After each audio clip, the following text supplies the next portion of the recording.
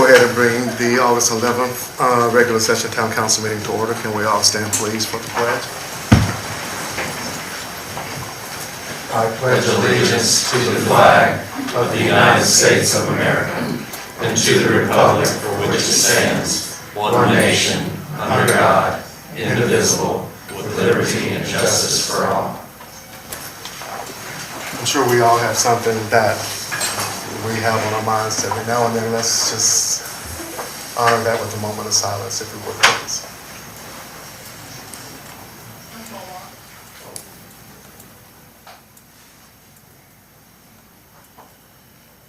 Thank you.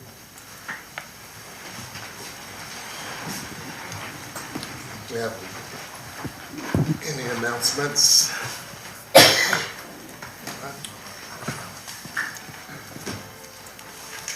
Let's read the ethics statement. In accordance with the Code of Ethics adopted by the council, all council members have a duty to conduct the affairs of the governing board in an open and public manner free of conflicts of interest.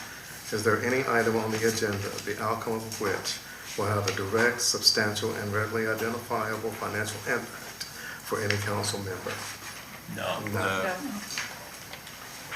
His or her family or close business associates? No. Does any council member have a financial interest in any public contract coming before the council today? No. There being none, all council members have a duty and obligation to vote.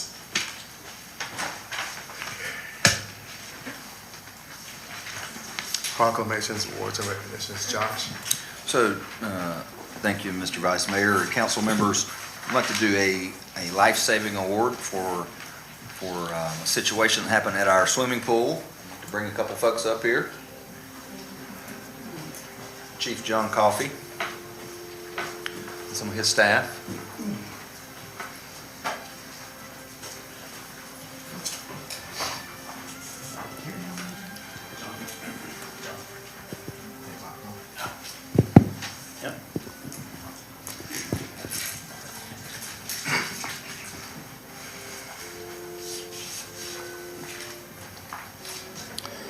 This is a certificate of recognition to Anna Beth Lewis in recognition of your heroic actions on July 21st, 2025, where your courage, quick thinking, and decisive response in a life-threatening emergency at the Black Mountain Pool saved the life of another. Your alertness and willingness to act without hesitation embody the highest ideals of civic responsibility and compassion. The town of Black Mountain extends our deepest gratitude for your selflessness and your bravery.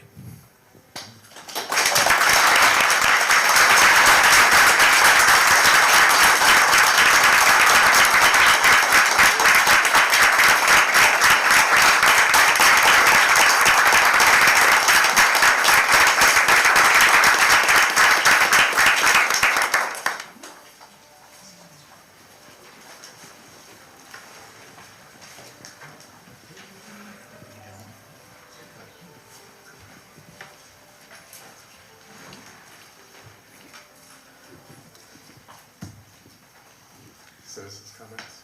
Nope, we switched. Oh, that's right, we did. Go ahead. So now we're going to go into our communications from staff, councils, commissions, and agencies, and we'll start off first with our Parks and Rec Director, Josh Henderson, to give us our annual report for Parks and Recreation.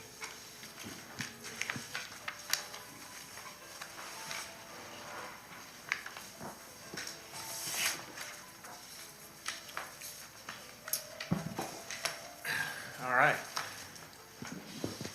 So this will be our 2024 report.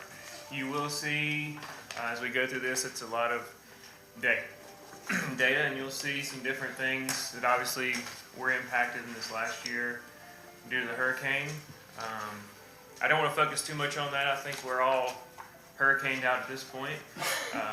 But I'm proud of what we accomplished last year, and I think you'll see just what we were able to do.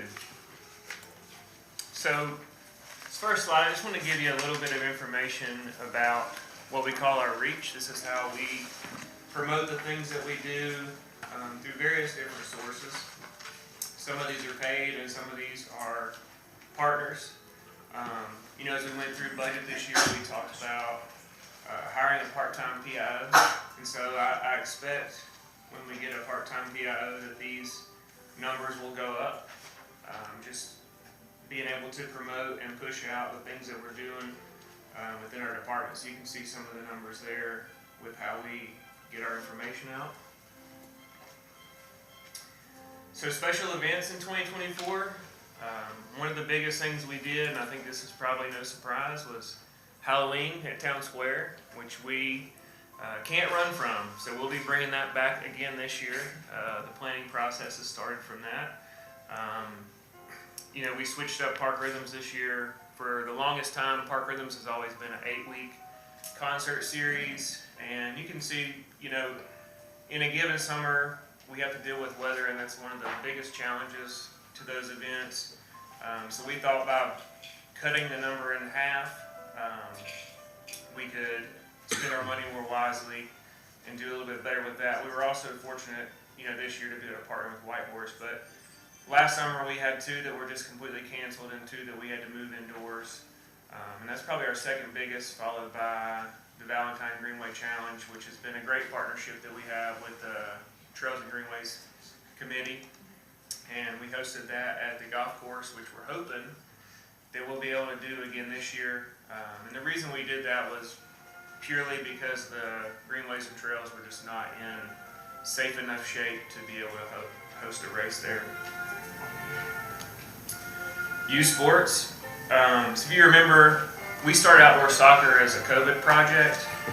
There was no outdoor soccer prior to 2020, so you can see the numbers from that. It has gone down a little bit. Last fall we took a break from outdoor and did our fall season indoor.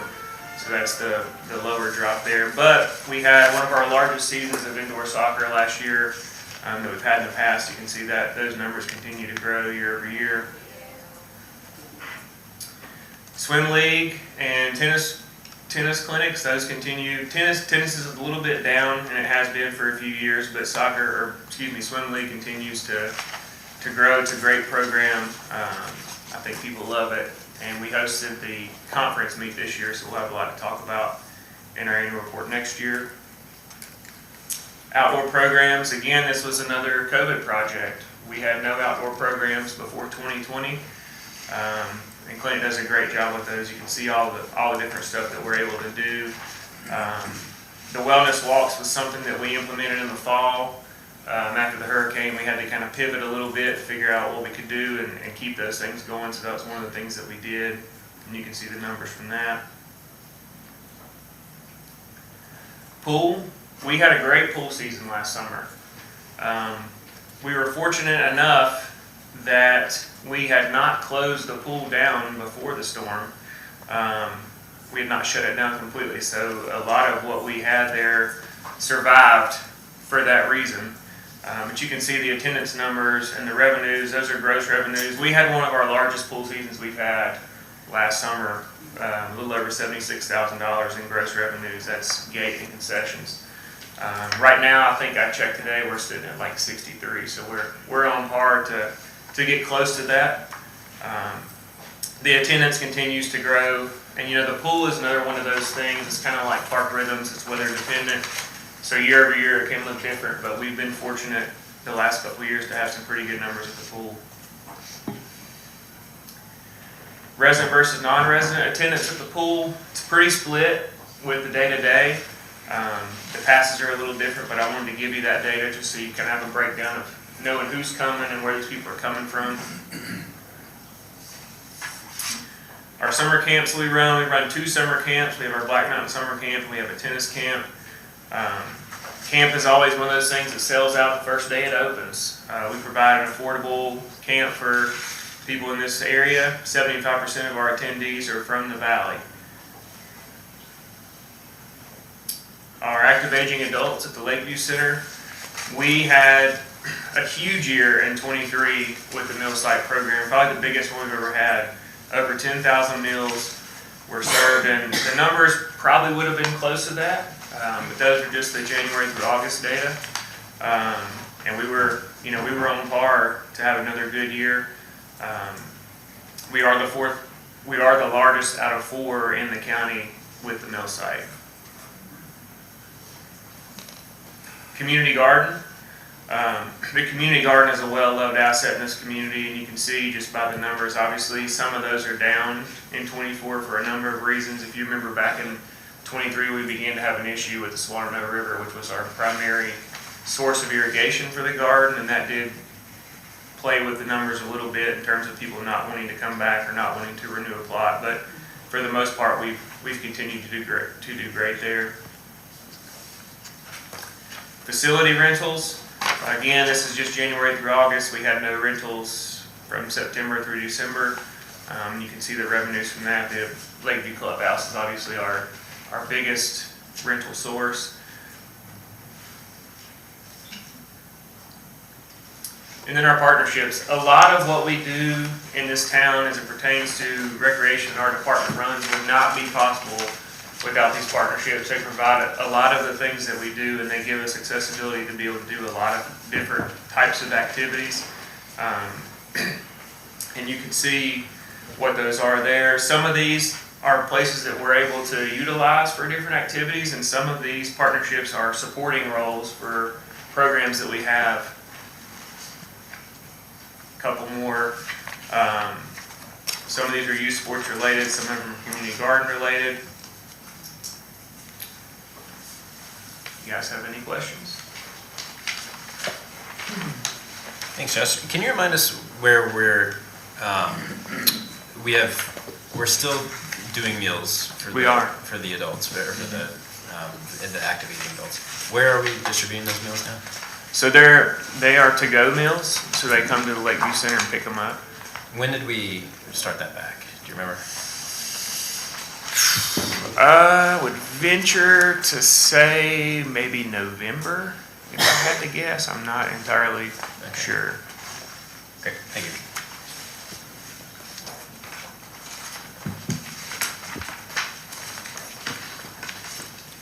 No questions. Any questions? Thank you, Josh.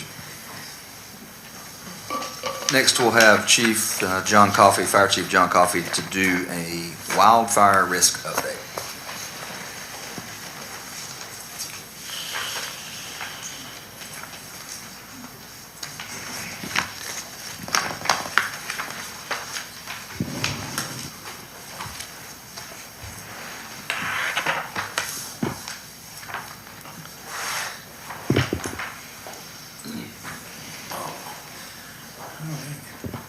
Good evening, Vice Mayor, Chair people, and Council people, sorry. I don't talk much up here. That's probably not a bad thing. Thank you for the opportunity to speak today. I'm here not to raise the alarm, but to clearly communicate a reality we must face together.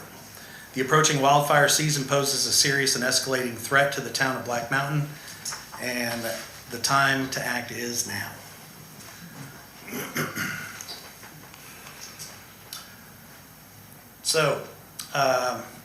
Purpose of the address is to outline the current wildfire risks facing Black Mountain, prevention strategies, and the critical need for strong enforcement and citizen engagement.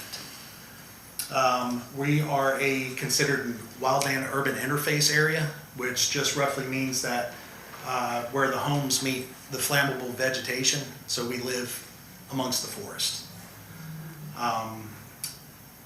We have steep terrain, dense tree coverage, narrow roads, and a complexity of response and evacuation increases due to the topography and the nature of an urban interface area. So this is something I want to show you guys. So I went to a summit back in June that was hosted by the North Carolina and the U.S. Forest Services combined. And if you look at this heat map, it's roughly a heat map, and if you see the really dark or the really light yellow area, so there's a straight line that runs diagonal from the southwest to the northeast. If you follow that track, that is roughly from Swananoa to Little Switzerland. So that entire area and the areas around it are a serious area of concern that concerns not just North Carolina Forest Service, but the U.S. Forest Service.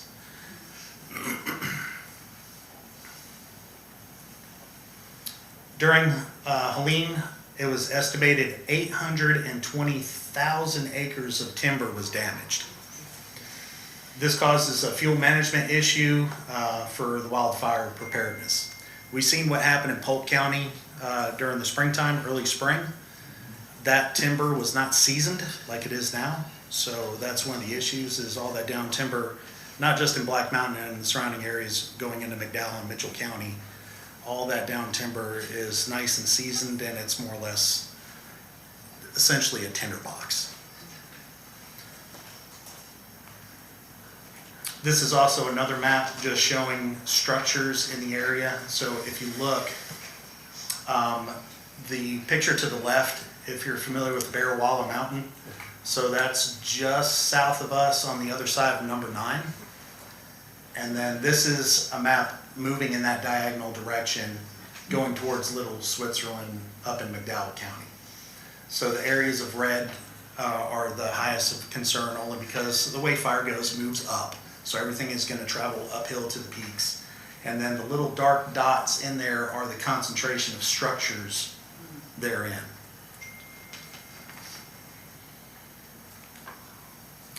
This is a map of Black Mountain. This came from a organization that tracks risk for wildfire across the United States. And what they were showing on this map is the percentage of concern and risk to the town. And these are the different properties.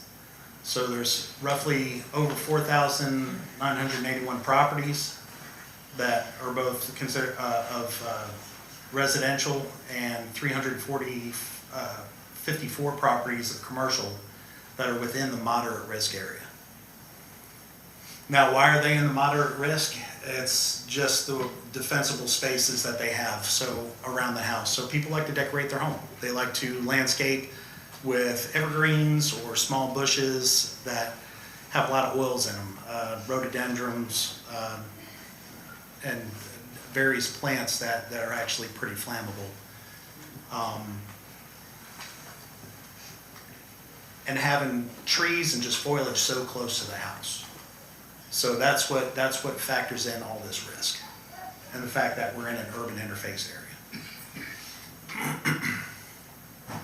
So according to the studies that the U.S. and North Carolina Forest Service did, definitely the next 10 years, we really need to be cautious, but they state that we have a moderate risk over the next 30 years when you go back and look at statistical data over the past 50 years. These risks can cause concerns for us, such as cutting off access to utilities, delayed response to some of these areas, and an impact on evacuation routes. So just thinking about number 9, if we had a sizable forest fire up on number 9, there's only 2 ways out: down or up and over. That's it. There's really no other way off the mountain. This is all based on the level of risk of the properties that face, rather than the portion of the properties with the risk. As you're all aware, so Hurricane Helene left a significant footprint in our region, not only through immediate storm impacts, but what it left behind. The storm caused widespread tree damage, downed limbs, and accumulated vegetation debris across private property, town lands, and wildland areas. The debris has created an unnatural fuel bed throughout the community, and the North Carolina Forest Service and U.S. have both expressed concern. This concern is not hypothetical, it is real, and it is documented, and it's pressing. Why does all this matter now? So Black Mountain sits at the edge of a changing climate with longer, hotter summers. Wasn't so bad this year. It wasn't as hot as previous years. But we've also had the erratic rainfall. Seasonal dryness combined with heavy ground fuels creates a perfect storm for wildfire ignition and spread. One spark from a power pole, power tool, or careless disregard of a cigarette, or even a lightning strike could be enough to ignite a fast-moving fire. In certain conditions, we could be looking at fire behavior that outpaces our local suppression capabilities within minutes. That was one of the issues that they had in Polk County. We recognize that wildfires are not just a problem in the west. That's where you mostly hear about the massive fires is out west. But it's not just a problem in the west anymore. They're here, they're becoming more frequent and more intense across North Carolina.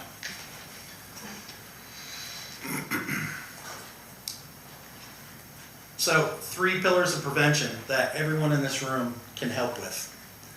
That's compliance, public education, and tactical readiness. So with compliance is enforcing fire code. You know, it's not a bureaucratic task, it's a life-saving strategy. Defensible space around your environment, allowing property owners to make a defensible space around their home. And what that means is there's a program called Firewise, and there's other programs like that that teach you and show you strategies to make a defendable space around your home using vegetation that's less flammable and resistant to wildfire. We're not seeing non-compliant vegetation near homes, businesses, and public areas, and this is unacceptable given our current conditions. I'm urging support for more aggressive enforcement of our local fire code, especially regarding debris clearance, open burning, and overgrown lots. Not just here, but I'm addressing this as well in the county areas.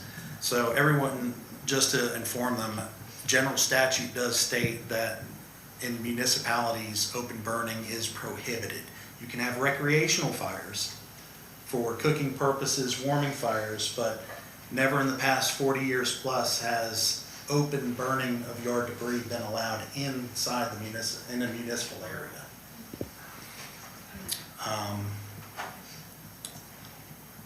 Public education is going to be the key for all of this. So we as the fire department don't have a right to tell people what to do on their own private property. All we can do is educate and just hope that they'd be willing to hear what we have to say and take that into consideration, not just for our home, but their neighbor's home as well.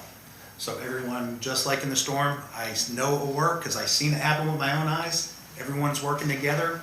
We can accomplish this too. So it is not a hard task.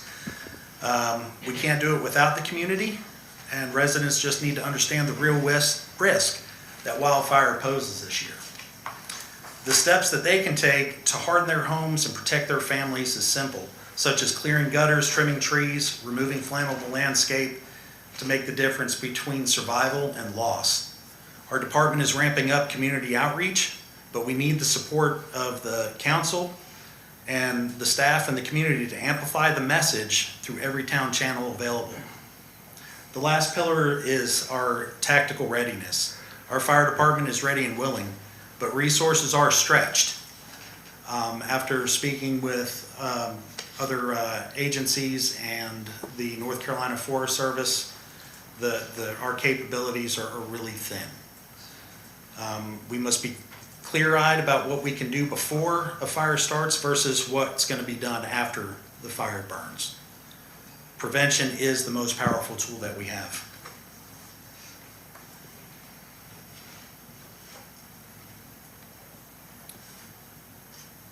So, one of the things that we're being proactive with when it comes to education outreach is launching a Black Mountain, quote, fire ready campaign. Like I said, there's programs called Firewise that we can help use to educate the community, and other programs like that. Community cleanup events and home risk fire assessments. We're going to engage with the HOAs in the neighborhoods to take ownership of the defensible space creation.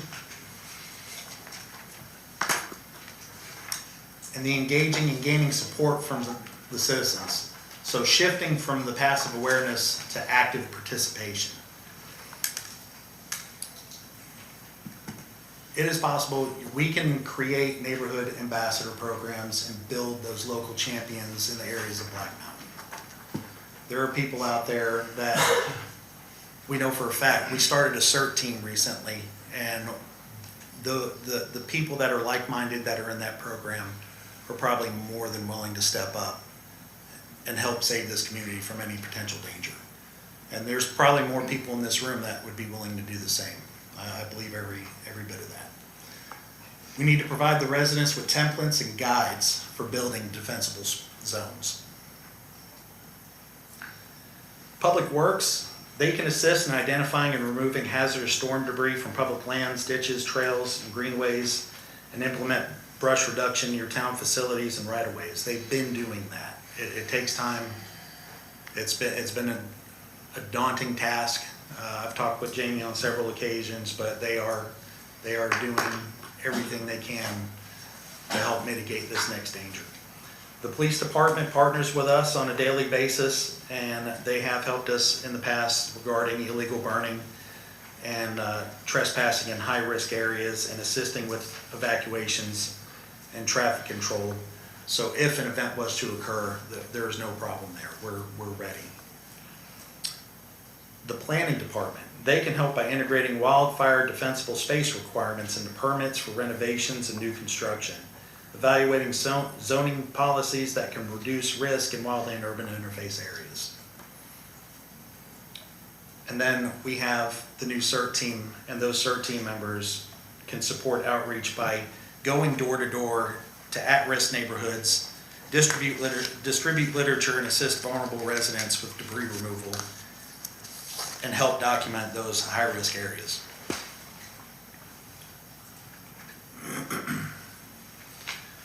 We urge every resident to create a defensible space around their home, follow burning rules and regulations when it comes to open flames, and report violations and suspicious activity early. You can sign up for emergency alerts and prepare your family for an evacuation plan.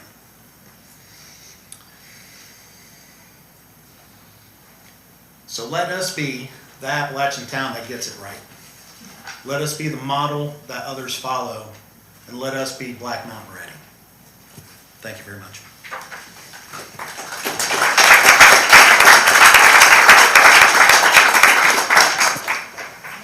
Thank you, Chief.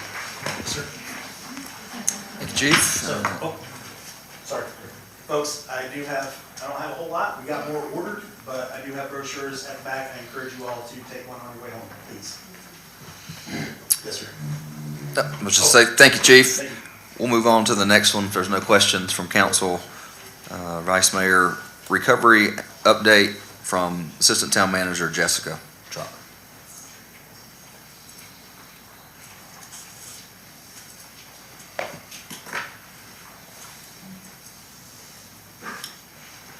So we will get a lot more in-depth later this week at our special call meeting.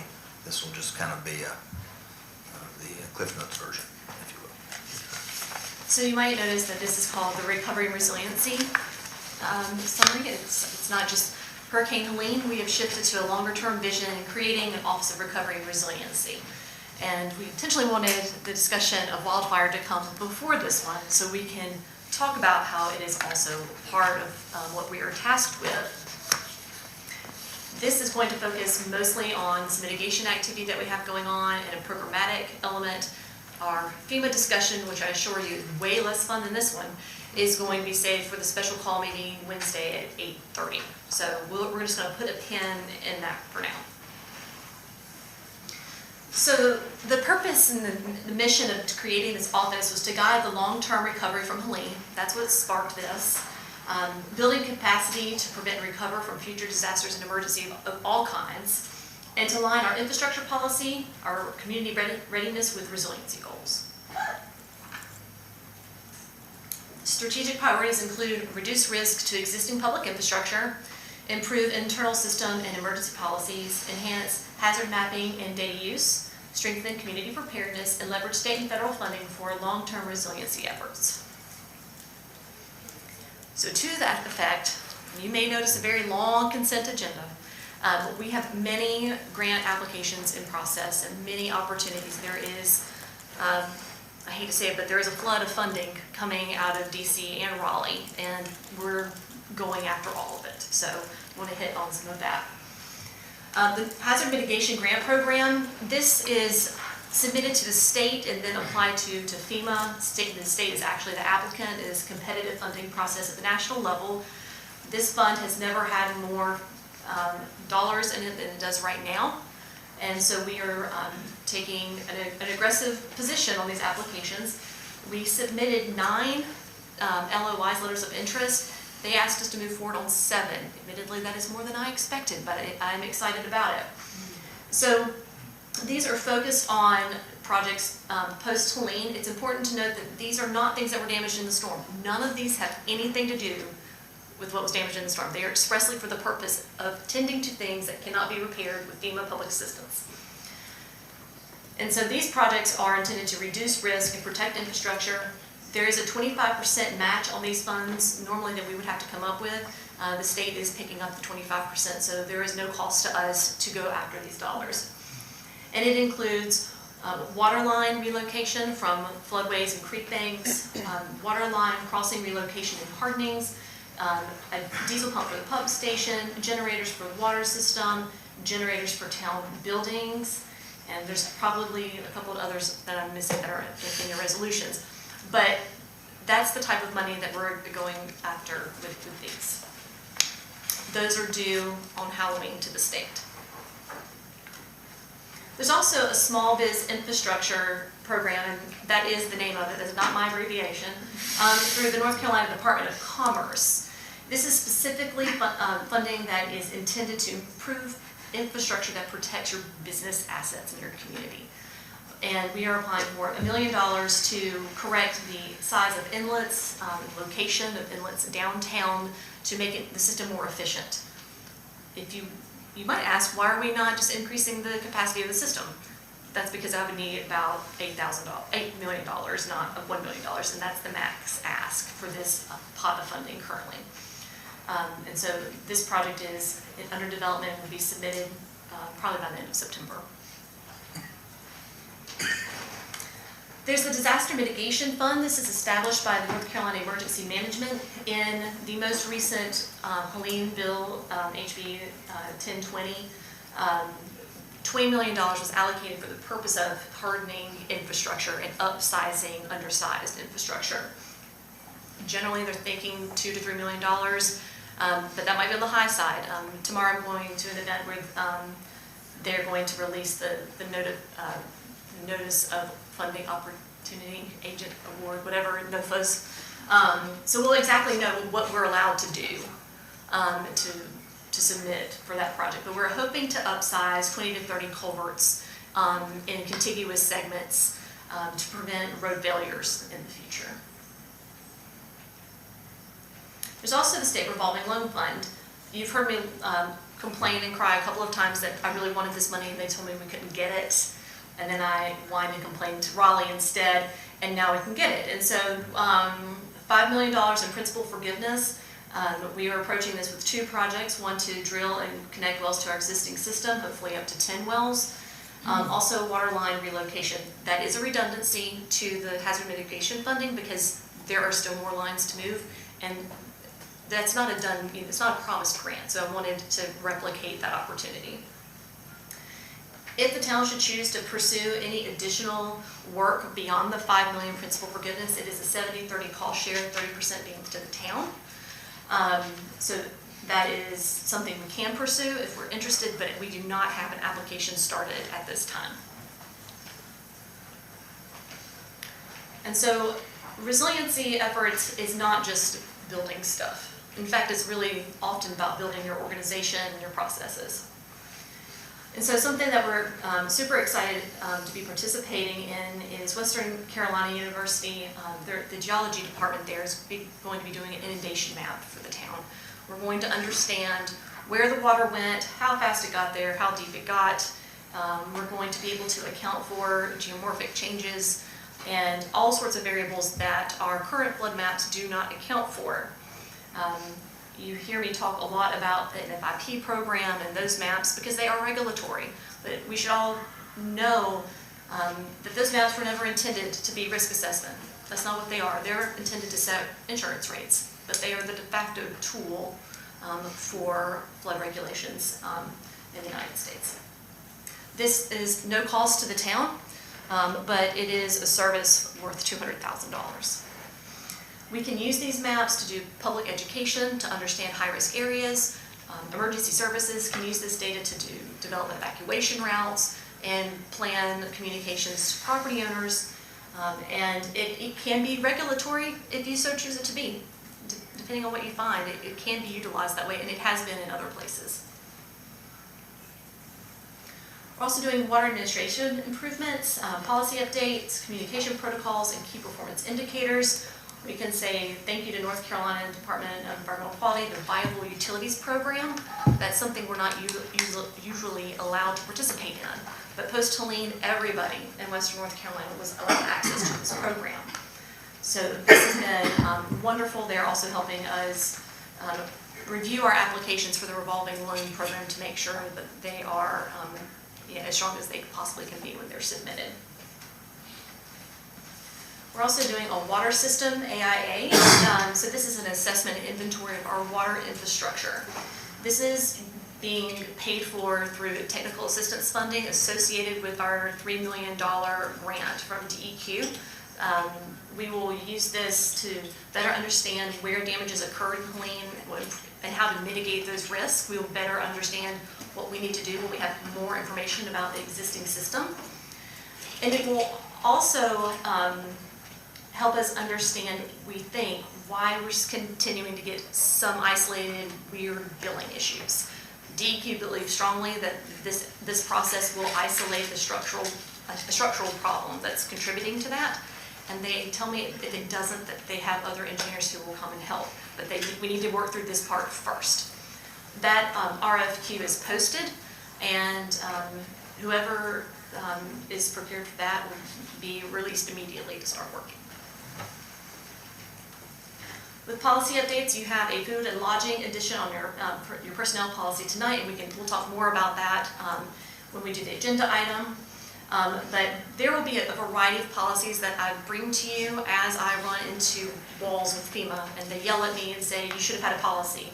There's all sorts of weird things. They feel like everybody should be a fortune teller and have known to have these things. But now we're going to know, and we will add these as we go. Code Red and risk communication. I've really enjoyed talking with Chief Coffey about this and how we can support one another and leverage every asset we have to bring communication to the community about risk. So we are going to be working with Code Red to develop an opt-out model instead of an opt-in model. So that is chugging along. Code Red is our emergency alert system. And also being very cognizant about using a multi-hazard, multi-benefit approach to all communications. So we do an environmental review on every permit that comes into town. And now we are adding other information to that, such as how to create defensible space. So the fire department and planning, that is information that goes out to, if you're building a deck or building a new house, you're getting information on both stormwater flooding and wildfire. We utilize the water bills, workshops, and community meetings. We're talking about having workshops with our building community about how to, it's going to exceed the building code, but how to be more resilient in the face of risk of wildfire. Social media, website, and direct mailings. And when we do have that part-time PIO, they'll be very busy. The CERT team's been established, and hopefully every time we have one of these conversations, this list will get longer of how we're weaving this into other departments. But I do want to give a shout out to David Billstrom and his work with the CERT team and what strong interest there has been. And I think Black Mountain is going to be leading the way in Western North Carolina with this sort of work. So what's next? In the immediate term, are developing these grant applications and loan applications, most of which require engineers to do. You'll notice the agenda item for grant writing professional services to help us do that. We'll award the AIA contract. We'll create and deploy visitor-specific communication. This is something that I've been thinking a lot about, is that we have more visitors than we have residents at any given time. And they have different needs than residents when hell or high water comes, and we have to figure out how to integrate them into that process. Collecting the data for the project with Western Carolina, hopefully that'll start next week, and we'll continue to work with DEQ and the Viable Utilities Program for the various policy and programs that they're going to be helping us with. questions? I wondered if you could do a brief synopsis of the CERT team and kind of what that is for folks that maybe aren't. I would feel better about Chief Coffey doing that. I'm still learning about it. That's right. That's okay. A volunteer group for emergency response in My town.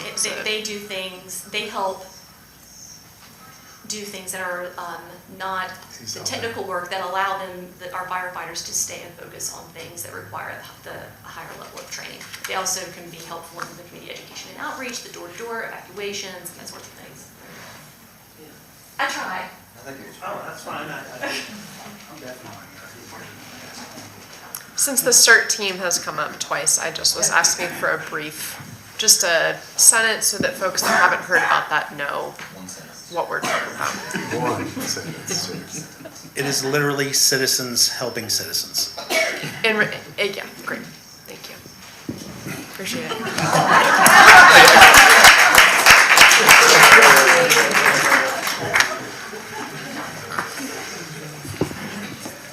All right, and lastly, we'll have Michelle Kennedy, our planning director, to talk a little bit about, I think why most people are here, landscaping at Highway 9. Take it away, Michelle. Everybody's excited to see me tonight. And y'all, I'm apologizing, I'm just advancing this way, right? So I wanted to kind of go through what is happening in the history and everything else related to this project. So project timeline, and I'm not going to go through all these dates, but if you look back, this project really began with a pre-application meeting in August of 2023.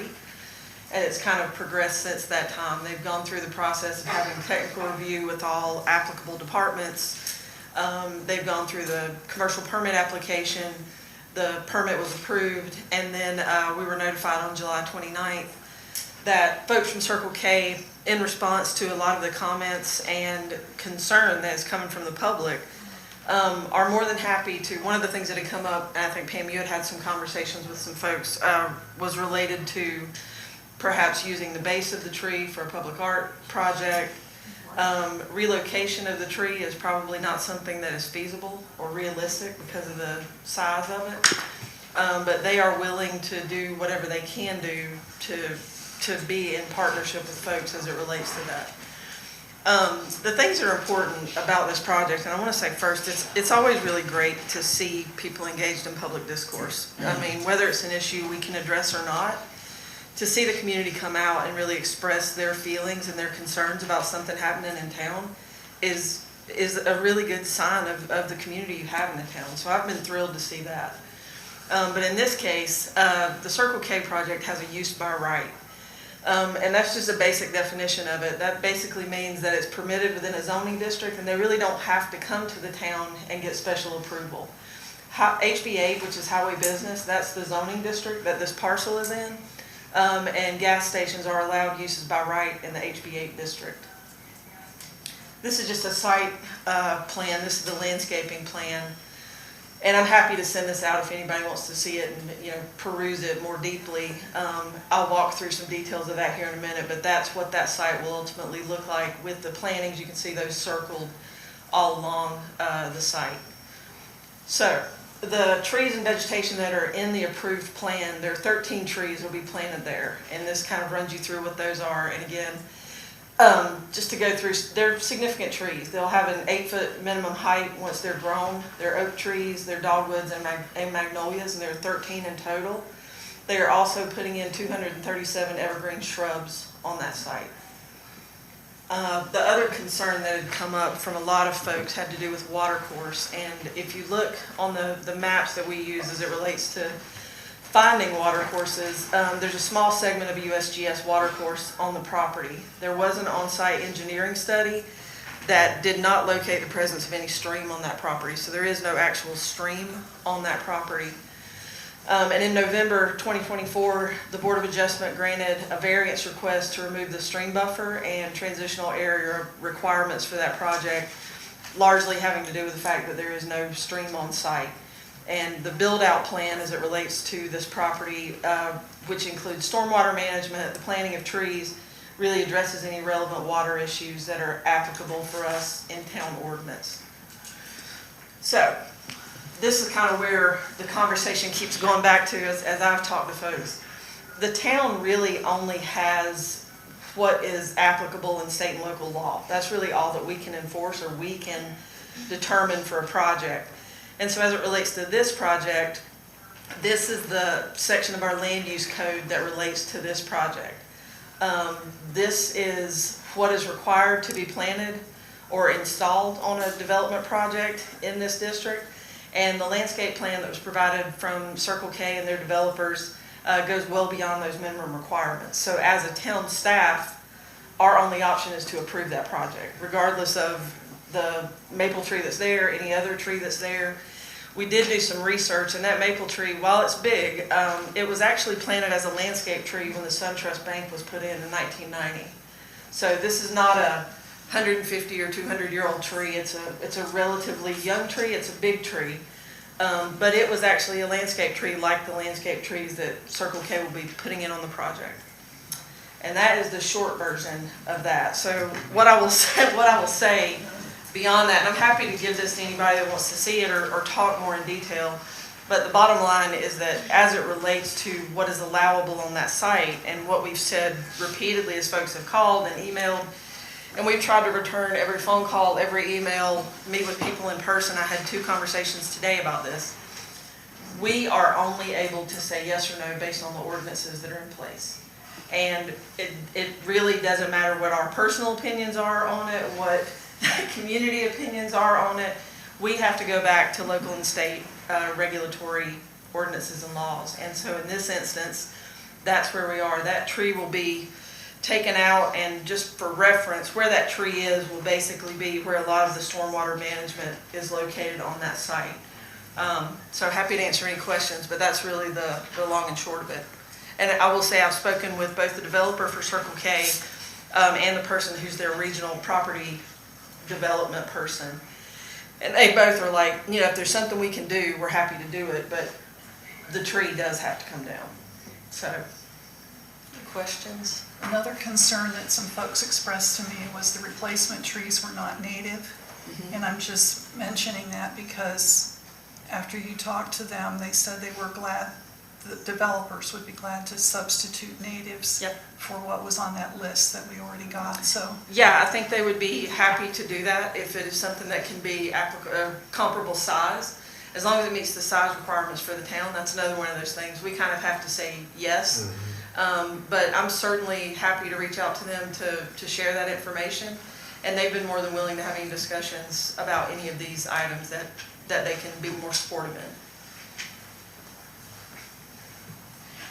Questions? This may be less of a question, more of a comment, but you know, part of our responsibility and staff's responsibility and the planning boards and other citizen boards is to be proactive instead of reactive, so that our local laws are guiding the type of community that we want to see, and not having to be reactive and making updates after something that maybe the community doesn't want to see happens. And over the last few years, I think, you know, some examples of maybe doing that are around stormwater, or how we have changed ordinances to for future housing developments.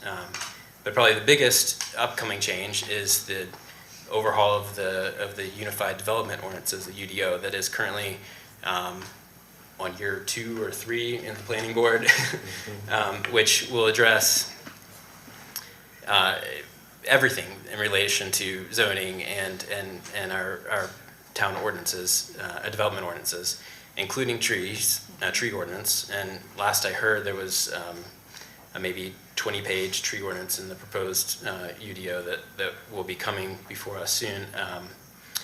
But also allowable uses in certain zones and throughout town. And where that is, I believe in the process right now, is it's still being developed or being finalized within the planning board, that will then in the next few months come before the town council, and the town council will hold public hearings, and you know, my guess is that staff will hold informational sessions at that time. But what has been fascinating and exciting and invigorating for me over the past few weeks, as we've received countless emails and heard from countless citizens, is the level of engagement on this issue and wanting to ensure that we don't just stand idly by and let Black Mountain develop in a way that doesn't fit the character and the community that we are here in Black Mountain. And so I hope that no matter what happens in this specific property, that everyone here and everyone who has engaged in this will continue to feel motivated and encouraged to show up to planning board meetings during this UDO process, show up to town council meetings as we debate upcoming changes, and stay actively involved in not just over the next few months, but for the next several years, so that Black Mountain, 5, 10, 20 years from now, is the place that we all want to call home and want to love. Because, of course, it is about this maple tree, but it's also about the next tree and the next development and the next several years. So thank you for everybody who's come and who's going to be speaking tonight, and I hope that you can leave tonight feeling motivated to want to fight and continue this conversation. Thanks, I completely agree with that. Are we allowed to ask a question? I'm fine with it, it's up to you. No, sorry. Well said, Doug, thank you. Michelle, I did want to know if you have an updated timeline on when the tree chapter will be revisited. Is that a fair question to ask tonight? Yes, so as of last week, they were planning, the plan was within the next couple of weeks to start putting the perimeter in place around the property and starting to clear the property. They do want to have a conversation about whether the portion from the ground up to kind of where the branches start, if there is a use for that, if there is someone within our arts community or otherwise that can kind of take ownership of that and get that moved to wherever it needs to be, they're happy to meet with them on site to determine the cutting of that. And I think, to your point, happy to have conversations if there are tree replacements that we want to make as it relates to that. So I can have that conversation again tomorrow on the tree replacement portion and follow back up with all of you. And then I think that, I believe, and correct me if I'm wrong, the information was passed along to the Tree Alliance to say if there is someone in this group or in another group that wants to kind of take ownership of that, I'm going to say the stump, but the base of the tree, for coordination purposes. We did share the contact information for Circle K. Couldn't think of the word. It left me. Trunk. I know. So from your understanding, they are not considering leaving the tree? They are not able, with the approved plan that they have in place, to leave that tree there. The root system and everything else is right where stormwater mitigation needs to take place. So it is not viable that the tree would remain. If they did change that, they would have to change the entire site plan and go back through the process of changing that. And they have an approved site plan, and we don't have a mechanism to force them to do that. That was just preliminary information, and we're going to have citizen comments, but for me, it was helpful to get that baseline information so we all know what's going on before we start the citizen comments process. And I'm happy to share information as it becomes available to me and share it with all of you so you can share it with folks in the community. Thank you. And keep you as up to speed as the process moves along as I possibly can. Thanks. More questions? Thank you, Michelle. Thank you.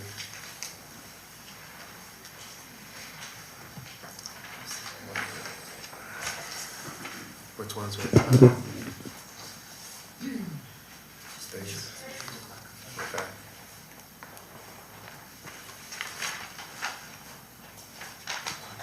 Just gonna let them all speak tonight. Okay? Citizens' comments you have, we're gonna give you 3 minutes.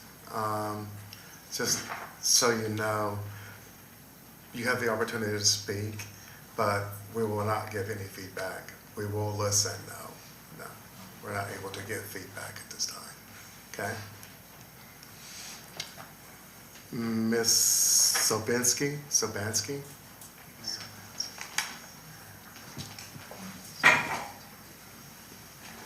Good evening, everyone. Marilyn Sabansky, 208 Rhododendron Avenue. I'd like to share A little bit of an experience I had. I went down to the lake for one of the simplest pleasures of the summertime, and that's for an evening stroll. I got down there a little after 9, and a police officer was walking around the path and did a greeting and found out that the park was closed at 9 p.m. And I kind of go, what?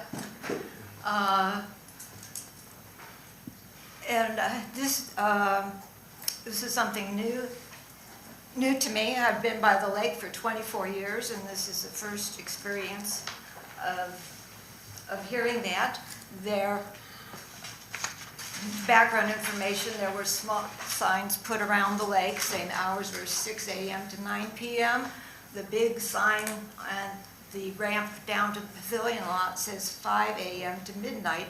That sign's been there for years, and that was posted on the town website years ago. I found a piece of documentation I had.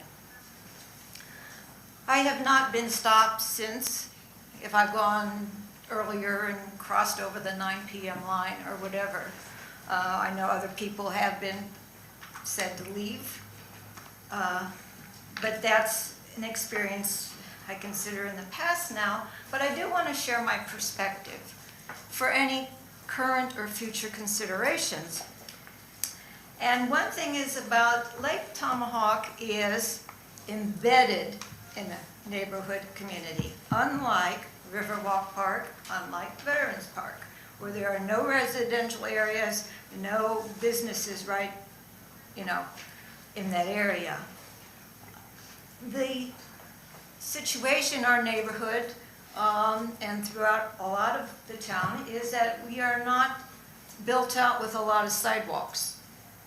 The only sidewalks anywhere nearby are east-west, and that's Cragmont Ave, just below the park, and then Laurel Circle Drive that goes, except for the one block to the west. There are no, that I'm aware of, north-south sidewalks other than Montreat Road. So to walk around at all, you have to be on the streets. And everybody knows how dangerous Rhododendron Ave is, and the speeds and stuff like that. So the path at Lake Tomahawk serves as a local sidewalk. It really and truly does. And so there's a real strong safety consideration. Now, a lot of people have to walk on the other streets to get there, but at least once there, it's safe. And besides being a very pleasurable place to walk. Okay. Thank you. Thank you. Mr. Eric Manos. Your address and your name. Yeah, my name is Eric Manos. I live at 9 Fay Jones Lane in Jacobs Cottage area. And I'm actually sitting in for Kirk Wood, who is the president of our HOA board. And I'd like to read from a letter that he submitted to the town council. So on your agenda under new business is acceptance or denial, hopefully acceptance, of Fay Jones and Rantis Lane, located above the YMCA and medical offices. We would greatly appreciate you as mayor, as vice mayor, and members of the town council in accepting these two very short but important and necessary roads. All of us along Fay Jones and Rantis Lane pay property taxes to be fronting what we understood was to be deemed as town roads once construction was finalized. Fay Jones and Rantis Lane service both non-residential as well as residential vehicular traffic. Also, heavy town utility trucks and the emergency service vehicles use these roads as well. These heavy commercial vehicles exacerbate wear and tear to the roads. I want to emphasize these roads do not just service our homes, but both lead one way to Old Lakey Gap Road, which leads to Upper and Lower Highway 9, as well as other intersecting roads and communities. From our understanding, these roads were approved by town planning as part of the T&D Master Plan of Cheshire and built to standards approved at that time. It was also our understanding that these roads would be accepted by the town as intended. However, that has not happened and has created an unfair burden on the residents located on or behind Fay Jones and Rantis Lane to maintain what is being utilized by all as public roads as intended. We would greatly appreciate your careful consideration in accepting Fay Jones and Rantis Lane, as the town has for all other phases, all other roads in Cheshire, as these will continue to be utilized by all and shouldn't be the burden of the few. Thank you. That's sincerely from Kirk and Amy Wood, who live at 1 Fay Jones in Black Mountain. Thank you. Thank you. Sykes Reagan.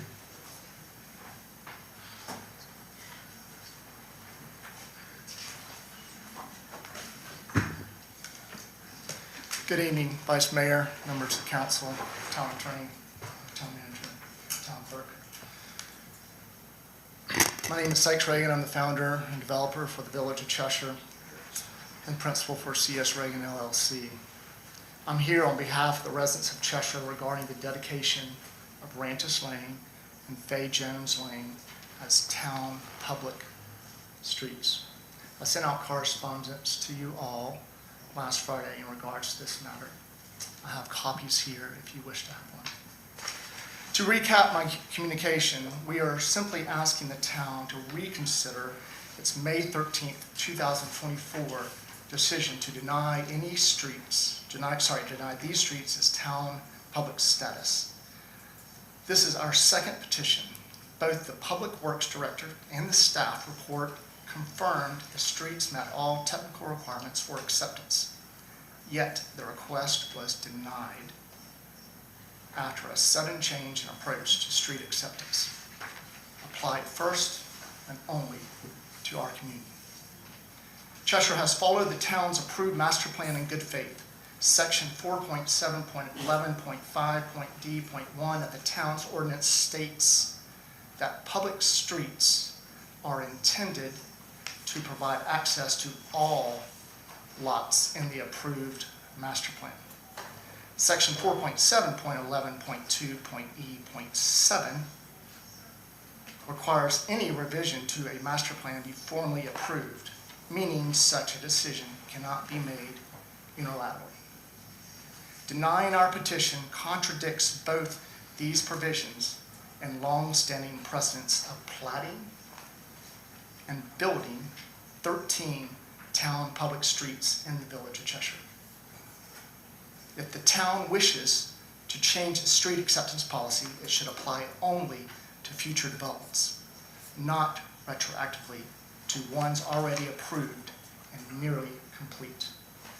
In closing, we respectfully urge the council to follow its own precedent ordinances and the principles of fairness by accepting Rantis Lane and Fay Jones Lane as public streets.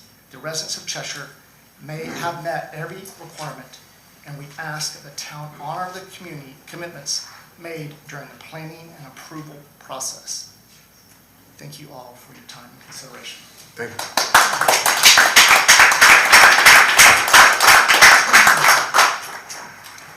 Sydney Joyner.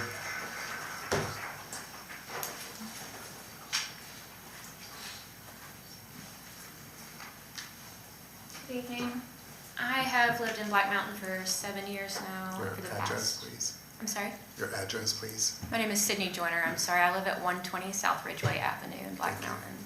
I've lived on South Ridgeway Avenue for 2 years now. I'm in a house that's right on the road. I was excited to see the new business 9B on your agenda, a discussion of turning South Ridgeway Avenue and a portion of Sutton Avenue into one-way.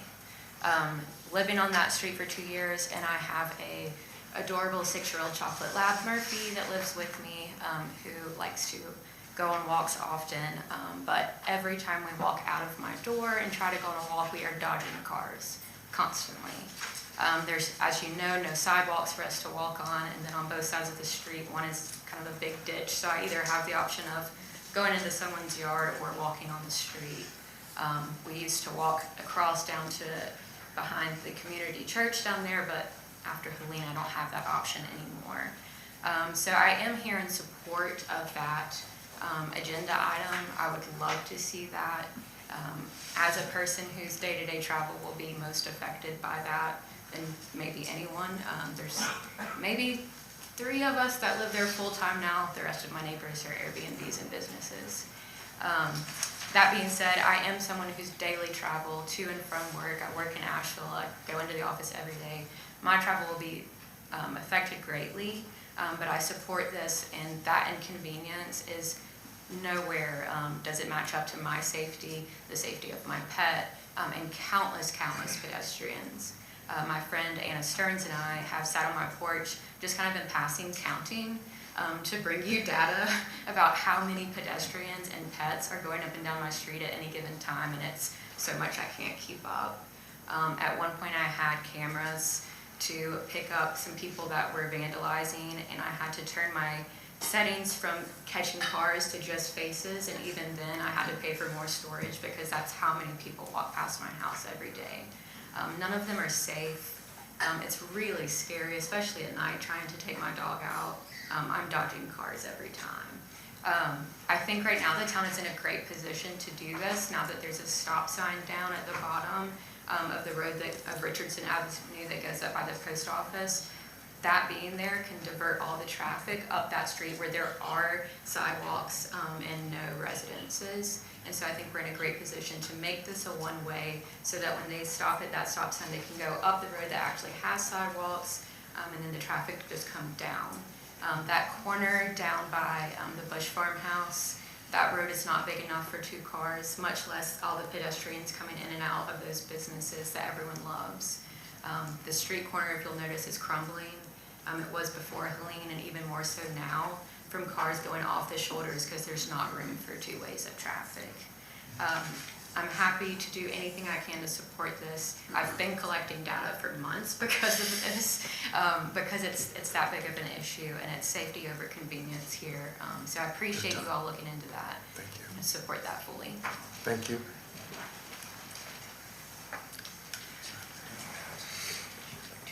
Ms. Sharissa Galata.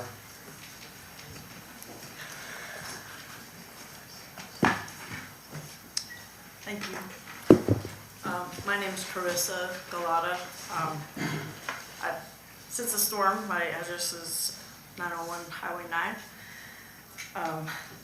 I'm co-owner of Louise's Kitchen, and my husband and I moved to Black Mountain in 2011, and Louise's opened that same year.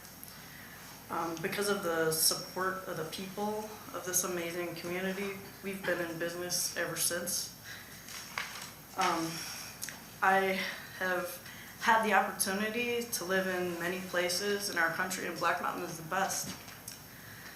I want it to stay that way, and this is the reason that the Circle K gas station development at the old SunTrust feels so wrong to me.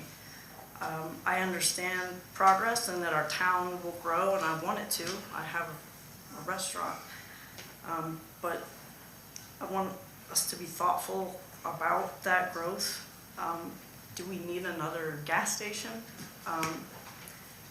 And the effects of the development on the neighboring businesses, the environment, and the feel of our town. Instead of the beautiful welcoming treescape that is currently part of the entrance to downtown, we're going to have neon signs and concrete and gas pumps. And there's going to be dumpsters and fences where we used to have parking spaces, which everybody knows we're short on all over town already. Trees and plants and wildlife will be devastated from Vance Avenue to the train tracks, and traffic on Highway 9 will be more congested. We can have development that impacts our community in a more positive way. We could find a way to make it a policy to inform businesses and residents of developments while maybe there's still a chance to do something about it.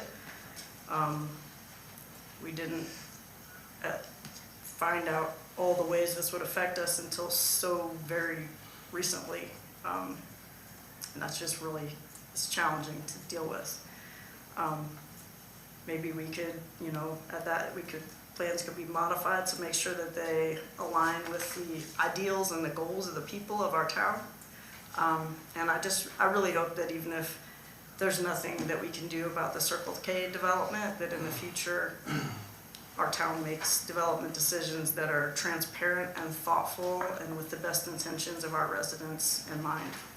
Thank you. Thank you.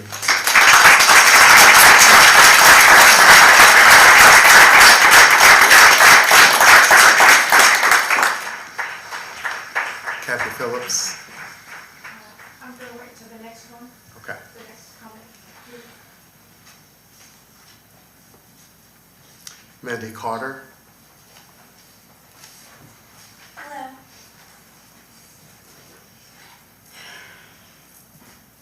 My name is Mandy Carter. I have many titles. Petition writer and maple tree advocate is one of recent. I'm an emotional person. I apologize. Would you like some water? Here you go. Yeah. No, thank you. I sit across from you today and I cannot help but feel nervous. Here is the thing, I do not know what to say.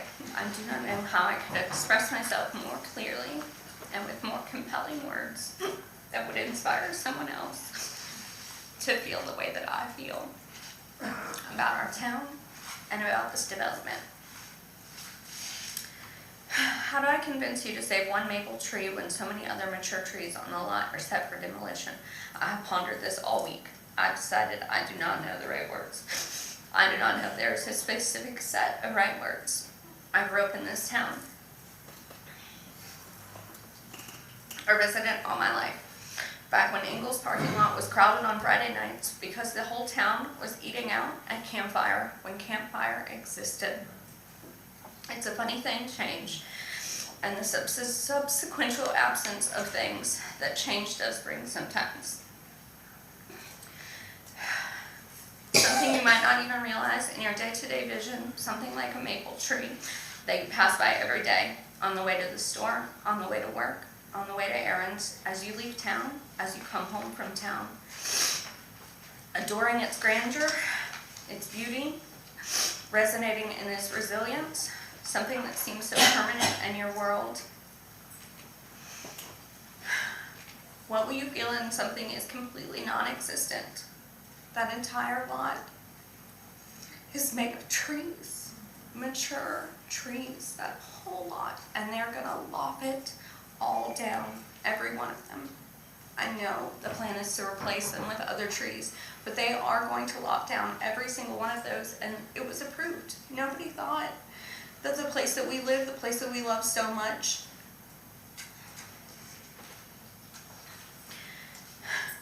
I feel helpless in the change that is lost. I apologize for going over, I really do. I just want you to reflect on how you'll feel when you pass by that single place and it looks nothing like what it looks like now. It will be full of neon lights. It will be empty. And it was a decision that was made without transparency to its community. Thank you.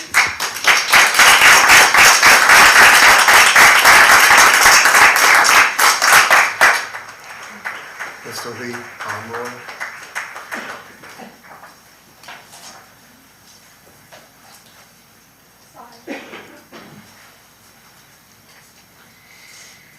Good evening. I hope y'all are doing good. So, I'm Reed Pomeroy. I live at 920 Highway 9. Thank you for letting me speak tonight. Hello, my name is Reed Pomeroy. I'm the daughter of local business owners and friends, John and Virginie Pomeroy. I've lived in Black Mountain my entire life, and I truly couldn't imagine a better place to live. It's for that reason that the maple tree on, I'm not sure if it's Broadway Street, Ridge Street, but either way, it's still upsetting. I'm here tonight to peacefully protest against the forwarding of the plan of taking it down.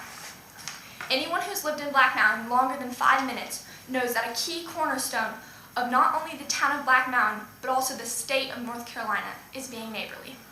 Ask anyone, and they'll tell you that North Carolinians are some of the kindest people you'll find.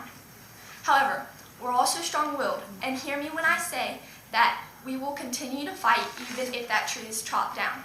This won't be blown over. Taking down that tree and ruining the landscape of part of the town is the opposite of neighborly. I'm asking for the people in charge of this development not to stop their plan, but to modify it. a new gas station could be put in without chopping down that tree. These people went to college to figure out how to design these. And so if they went to college to do that, then they should be smart enough to figure out how to keep a tree there. Taking down that tree, I'm not here tonight to speak against having another gas station, but rather to speak out against the lack of cooperation, kindness, and respect this project has been showing to our town. It truly is a matter of respect. Respecting the land, respecting the people surrounding that land, and respecting the town of Black Mountain. As all of you here tonight know, in September of 2024, our town was hit by a devastating hurricane, ruining homes, businesses, and landscape. But we fought. We fought to recover, to rebuild, and to regrow. I, for one, think that we've lost enough trees, so I'll be damned if we let another one be taken down so there can be more parking for a gas station. It's one of the most beautiful and prominent. Cutting it down would be a slap in the face to our entire town. The town of Black Mountain is not just another exit to get gas. It's a destination, and that tree is one of the first things people see when they pull into town. Tourists flock to this specific town, not because it's the biggest or the fanciest, but because it's one of the most beautiful. It's for that reason that one of our main focuses as a town is beautification.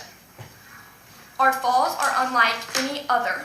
The leaves on the trees, including the maple, turn the most gorgeous colors of red, yellow, and orange. The leaves hold character, and cutting it down or removing it would be removing a piece of our town. Now, before you leave here tonight, I want to remind you one thing. Future generations. You might not care what my grandkids' lives will look like down the road, but what about your grandchildren's lives?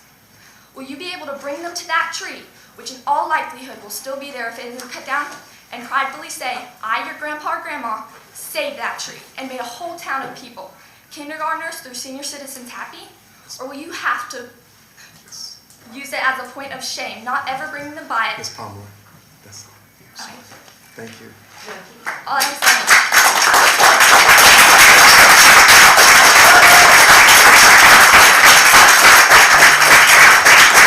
Thank you.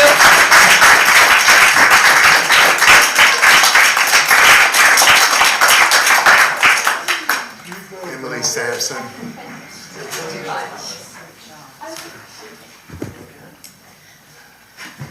I'm Emily Sampson. I live at 701 Paget Town. I've been a resident in Black Mountain for 17 years, and I'm a local landscaper. I have a degree in biology and ecology from UNCA. This sugar maple tree is a treasured tree by our community. In 2018, in response to a grand old oak tree being cut down for the Paget Place development, I helped to organize the Swannanoa Valley Tree Alliance out of the now defunct Black Mountain Tree Board to help our community formally recognize significant, large, beautiful trees. A few years later, we advocated and helped to get Black Mountain's first tree ordinance, despite some town officials who vocally opposed the idea. I'm grateful we have a tree ordinance, but apparently it's obviously not enough. I'm here tonight to ask the town council to do everything in their ability to advocate for saving this tree. I do understand this may not be possible. Whatever the outcome here, I ask for a stronger tree ordinance that would require developers to replant locally native trees that will effectively replace existing trees and their ecological services proportionally to the biomass of trees removed during the development. For example, the biomass of our maple and its ability to clean and cool air, provide shade, and support the food chain through feeding birds and insects is many thousands times greater than this little sugar maple tree here, which, is like less than a year old. It's hard to believe that big old tree is only 35 years old. I kind of dispute that, but I'd say it's a little older than that. I have a 20-year-old one in my backyard that is not anywhere near that size. Okay. So many tens of thousands of times greater. It's cleaning air and all of that, many tens of thousands of times greater.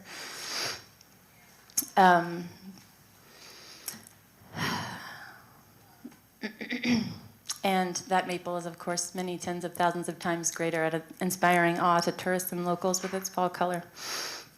It's a great loss to replace it with a baby maple, but it's disgraceful to replace it with a Coosa dogwood or another non-native that would never provide the same ecosystem services. Native trees are the basis for life, and developers should consider their value before they create $100,000 architectural designs, which they then use for an excuse to having to cut the tree. The company that is going to cut this tree is Canadian. Ironically, the sugar maple leaf is on their flag. Sampson. Thank you.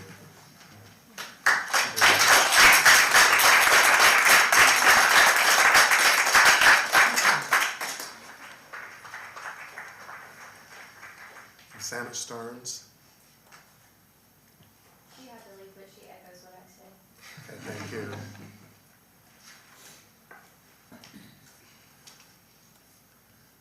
Mark Hennigan.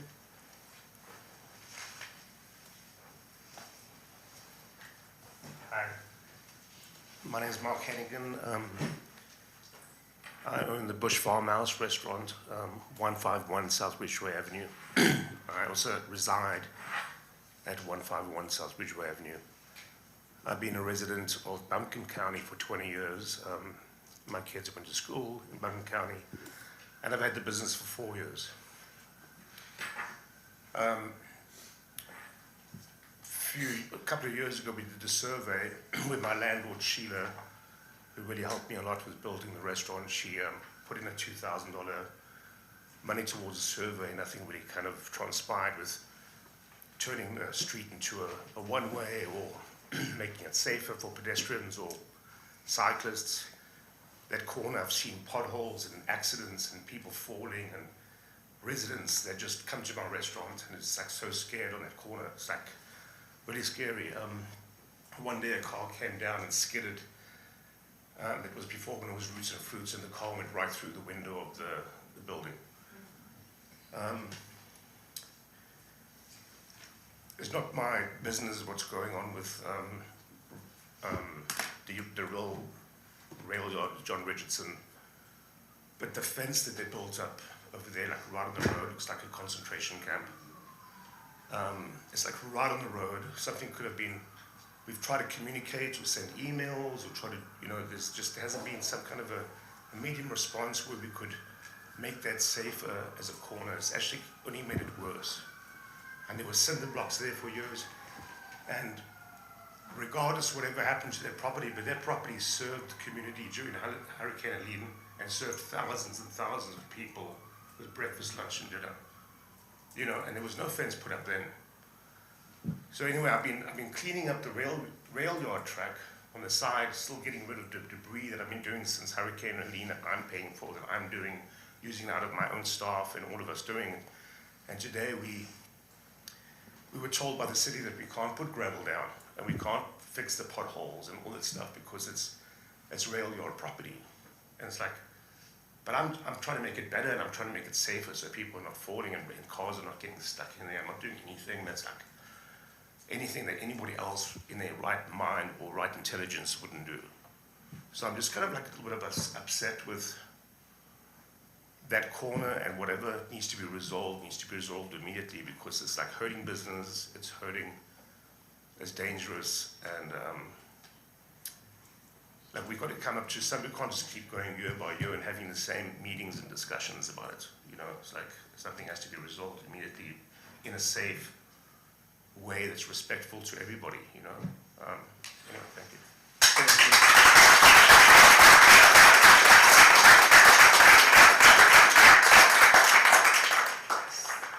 Ms. Stephanie Wild.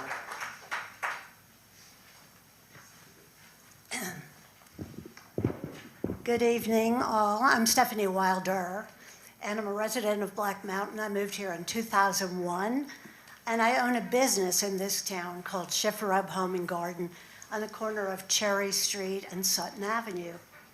I just have an emotional appeal to make to you all. It may be too late, but I feel like there is a chance we can get the owners of 7-Eleven or Circle K or whoever the heck they are, to change their plans and go somewhere else. We don't need another gas station in this town. And I feel like if I were a business owner, especially a business owner investing that kind of money to build a facility in this town, I wouldn't want to enter into it with ill will. And the people of this town will have ill will against that business. And I, for one, will never set foot inside that place. I understand that years ago, before the town square was established, there was going to be a CVS put into that space. Is that correct? Walgreens. And the town, the town stopped it. And I feel like we should stop this right now. We can rescind the permission for them to build there, to go in there, and wait for another more appropriate person to come in and take over that location. We don't need another gas station. We don't need another 7-Eleven type of store, Circle K type of store. We need beauty, and we need the entrance to this town to be as beautiful as it is now. Thank you for your time. I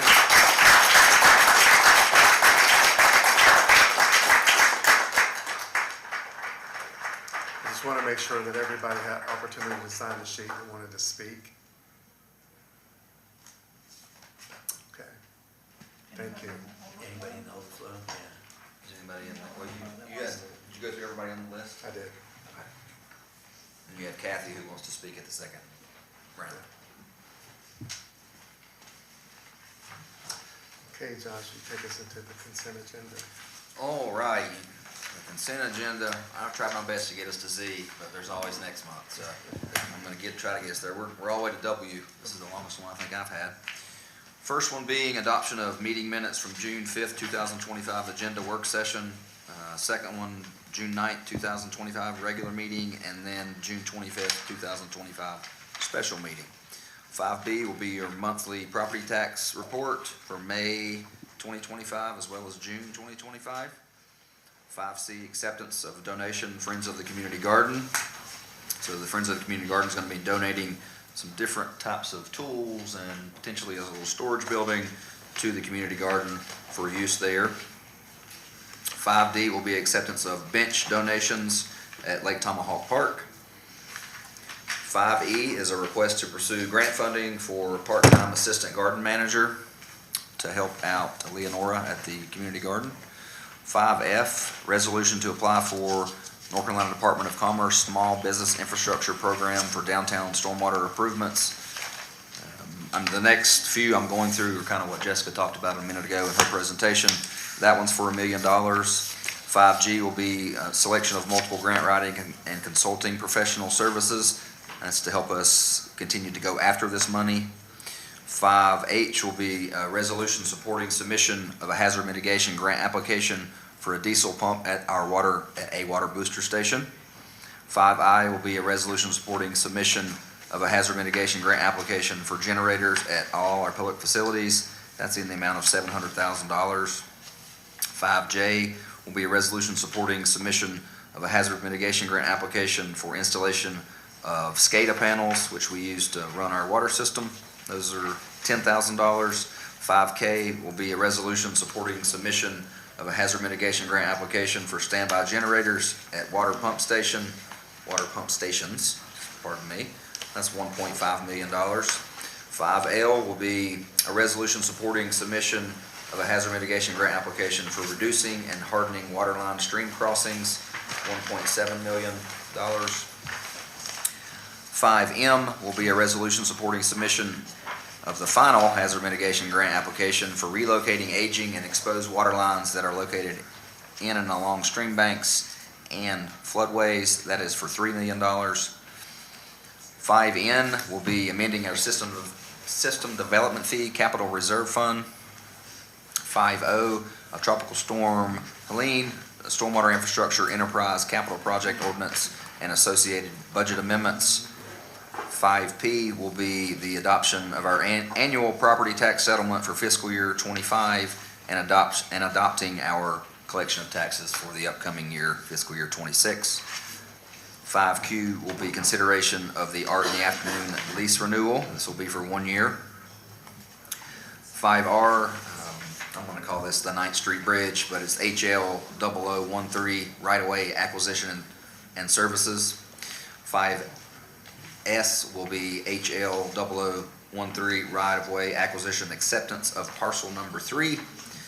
And then finally for HL 0013 utility relocation agreement approval.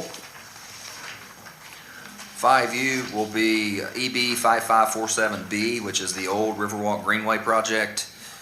Temporary construction easement donation from Montreat College down on Vance Avenue. 5V is a resolution to apply for drinking water state revolving funding for the drilling of 10 new municipal wells and connecting those at $2.5 million. And then 5W will be a resolution to apply for the same fund, the state revolving fund, for relocation of water lines within high-risk hazard areas. That is also $2.5 million. And that is your consent agenda for the evening. Josh, I have a quick question about really all of these grants that we are applying for. Yes. If, I think all of them are specific as to which, how many wells or how many pipes we want to, relocate, that type of thing. Correct. If it exceeds the amount of money that we are asking for. We'll just do what we can do with the amount of money we ask for. Okay, so we're not tied to fulfilling the entire project. No. Thank you. Yeah, if we won't exceed that amount of money because we can't, Can't do it. we have no money to pay for that, so. Right, okay, thank you. Any other questions by council? Any motion to accept the consent agenda as presented? I would move to accept the consent agenda as presented. All in favor? Aye. It's unanimous. Next, we did not have a public hearing for the evening, and then you have Have one more. citizen comments. Hannah Stern. I think she left. Is she Left, late? yeah. She I thought it left. was Kathy. Kathy. Kathy It Phillips. was Kathy's not Kathy. here. It was Kathy. Ms. Phillips?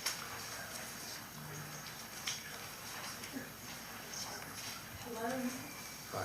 I'm Kathy Phillips, I think you all know. I live in Black Mountain, and I'm on the planning board. And I understand that you are looking at applications to fill a vacancy on the planning board. Am I not close enough? There, oh, thank you. And I just wanted to give you my support for Michael Churchman, who I know personally and I think would be an excellent addition to our planning board. And I do want to say that I would hope that, I know we've been through this UDO process for I've lost count how many years, but I think it's very important that the members who are currently due to roll off, if we could keep them until we finish the UDO. Bringing someone new on to learn this several hundred-page document from the beginning is going to be difficult. So again, I want to support Michael and our current members of the planning board. And thank you all. Thank you. Yes, go ahead.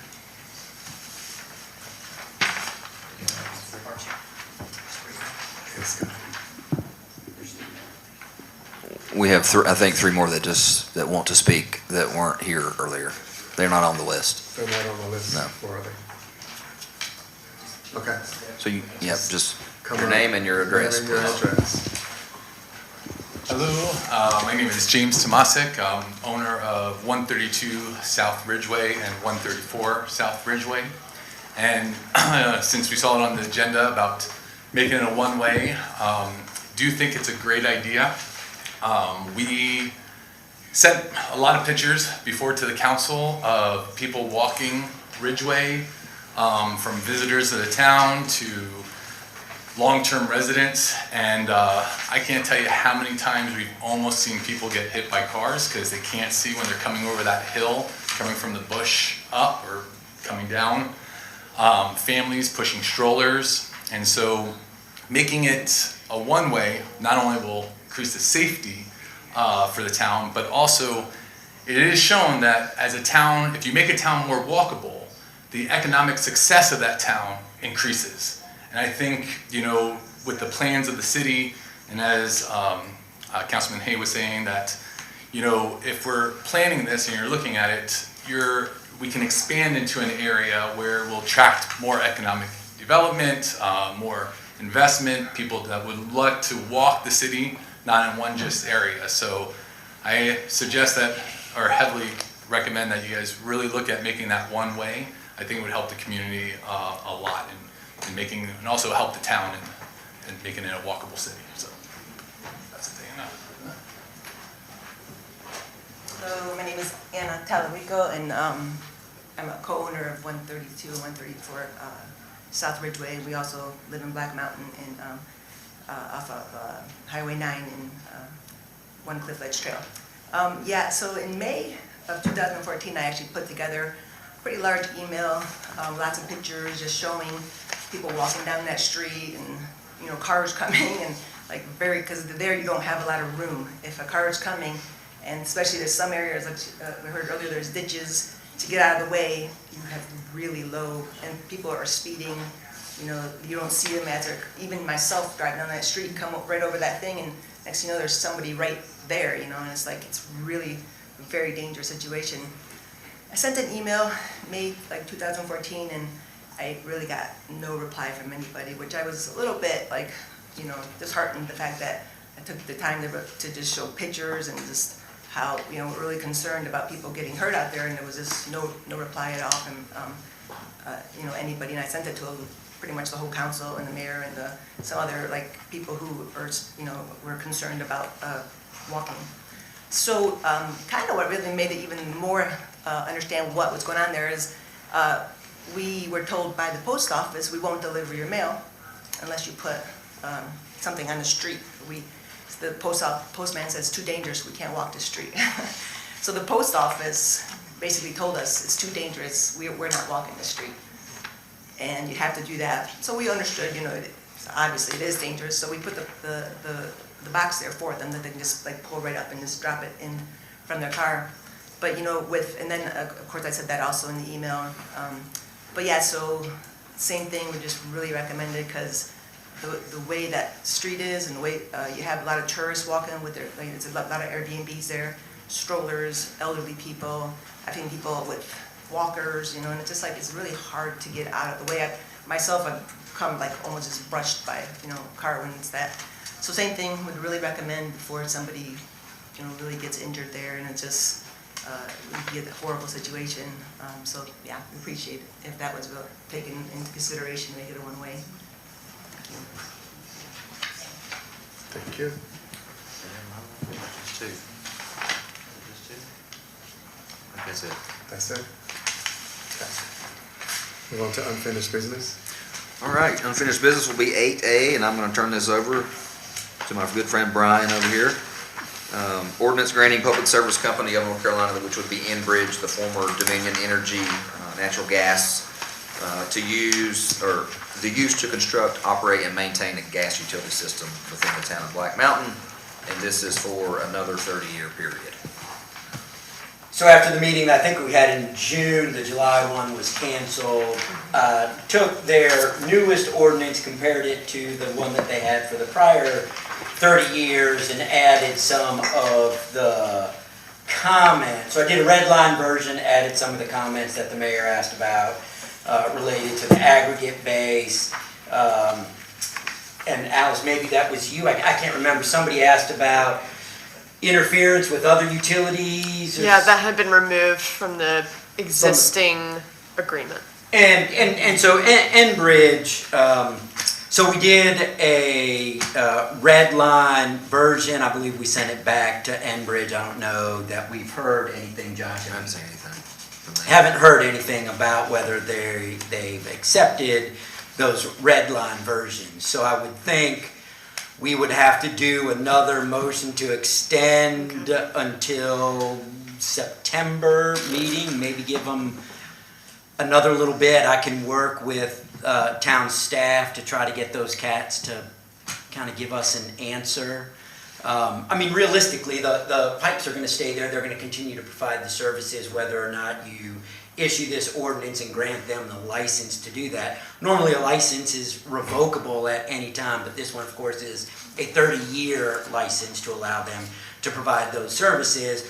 They did respond back. The questions that we had the last time were that they have, when they've come into other communities in this area, they have demanded like absolute discretion to determine what's going to happen close to their gas lines, and they mandate dropping sewer lines and water lines so that they're within 4 feet. And I think Josh sent me an email where they disagreed. They were like, oh, those are entirely different situations. But I would counsel this council that they're not. It is the same situation. It is if they come in and they don't have regulations through this ordinance that they are to allow other uses of your rights of way, that when they damage through a repair your rights of way, that they're to restore it to the condition that the town wants, right? They can't provide their service unless they do it with the town's permission to run their pipes through their rights of way. So I don't know that the town should just agree with whatever corrections that they have, and if we want more to add into it, they haven't approved our corrections yet. We can add that. And I don't know that I sent it to all town staff. I will send you, or have Josh send the red line version. Yes, is that it? I think you do have it. Yeah. Okay, all right, so it was. We've got red lines, I hope they're the same as yours. Yeah, I pulled mine. I'm hoping that they are. Yeah. They should be. So they are. Yeah. Yeah, right, so that was the mayor's ask, other council members asked for these things. I mean, We really, it's just about want them to- coordination. Yeah, it's about coordination. Yeah. We just want to know when they're doing it, where they're doing it, so that we can let the other utility providers in that area know that it's happening. Yeah. And it's not that they're not the king of the easement area, and I think they would like to be. Sure. And so we need to make sure that we protect all users of that easement area, because it's a non-exclusive easement. So I'll get with Josh on the back end of this meeting, and we'll reach back out to Enbridge and see where they are. So basically tonight, where we're at with this is, we need to extend an agreement. Is it worth voting on the one that you've prepared, or we should just, or discussing it, or we need to hear? So I think from what we anyway? did was they extended the agreement that previously existed before this. I would think not to vote on this one in case Vice Mayor had a comment. He wakes up in the middle of the night and says, you know what, I'd like to see this. We can put it in, it hadn't been accepted. So if we just motion to extend the other one for an additional, I don't know when Our next meeting, September, so at least 35 days, so that we at least get past that next meeting. what'd you say? The 8th is the technical day, so. Let's see. Yeah, I mean, that's, I think 35 days. 35 days would be fine. I'm good with that. So, yeah, we'll be discussing the details of that. I mean, presumably when we hear back from them anyway, they might We have will. their. They might, that is correct, they might. So that would just be, I think the motion is to extend the, I guess, the ordinance that previously existed, that just to extend that for an additional 35 days. Any more discussion? Do I hear a motion? I would move to extend the current agreement for 35 days. All in favor? Aye. Unanimous. Thank you for prepping that. Oh, yes, thank you. You want, Mr. Vice Mayor, would you like to take a break or just keep pushing I through? suggest we take probably 2 minutes? 5 minutes? 3 5 minutes? minutes real quick. Okay. 5-minute break? 5-minute break.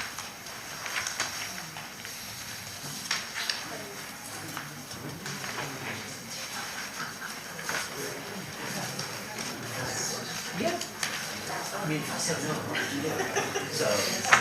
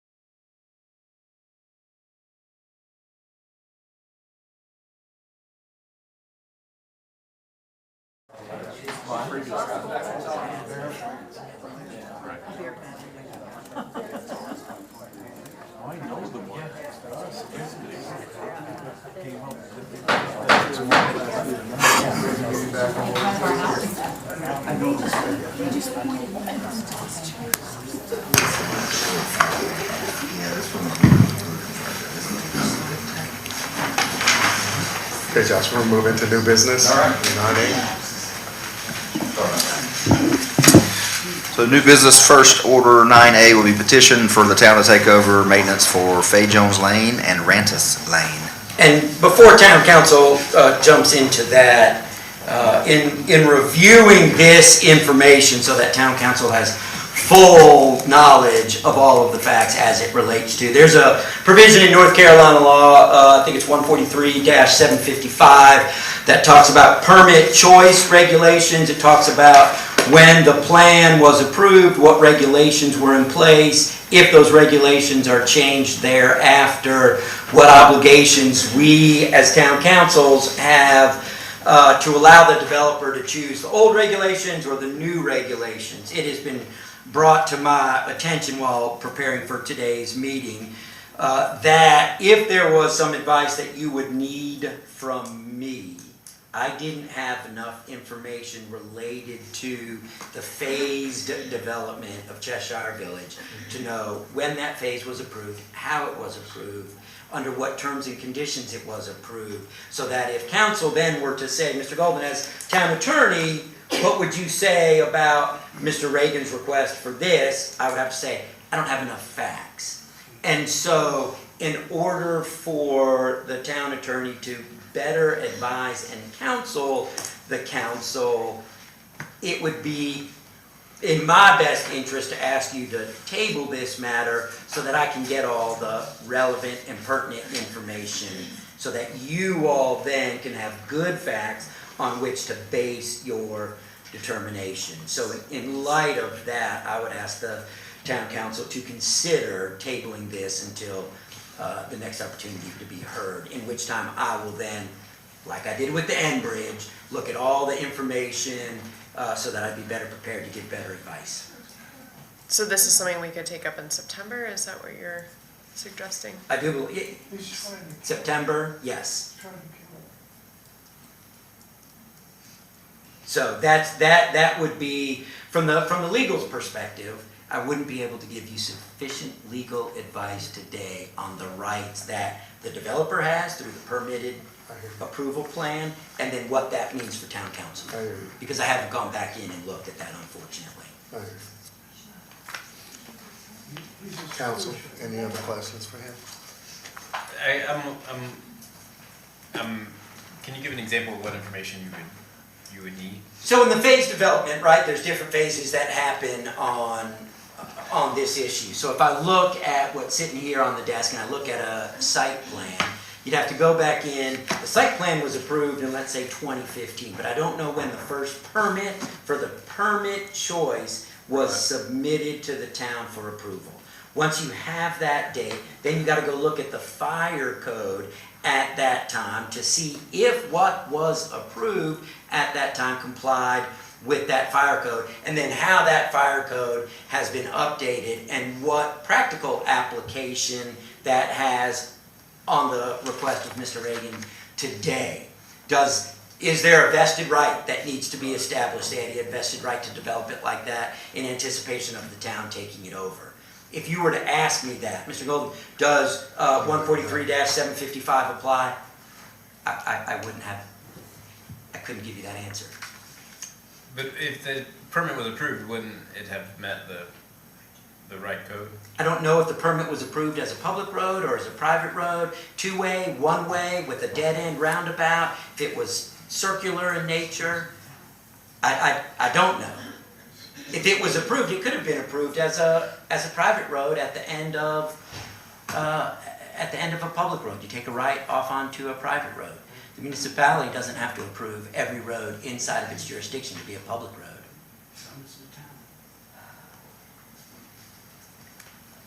Well, whatever we decide to do tonight or in September, I'd like to see a more thoughtful process. I think a lot of folks were really surprised. They had one set of expectations, and whether they had a right to them or not, you'll tell us soon, but we just need a more thoughtful process, so we're not changing the rules abruptly. And people had they thought something was going to happen based on prior developments that had come down the road. So that's all I'm saying, is we need to not be too hasty about just changing the rules in the middle of when the development's almost done. And Doug, thank you for that. And to go to that, there's a couple of cases out there that talk about if errors in the permitting process happened years ago, they may be revoked. And so again, I don't know what was permitted, under what set of conditions and ordinances and development schemes back in, I'm going to say 2015, I don't know. I'm just That's actually what that is. looking at a plat right here in 2015.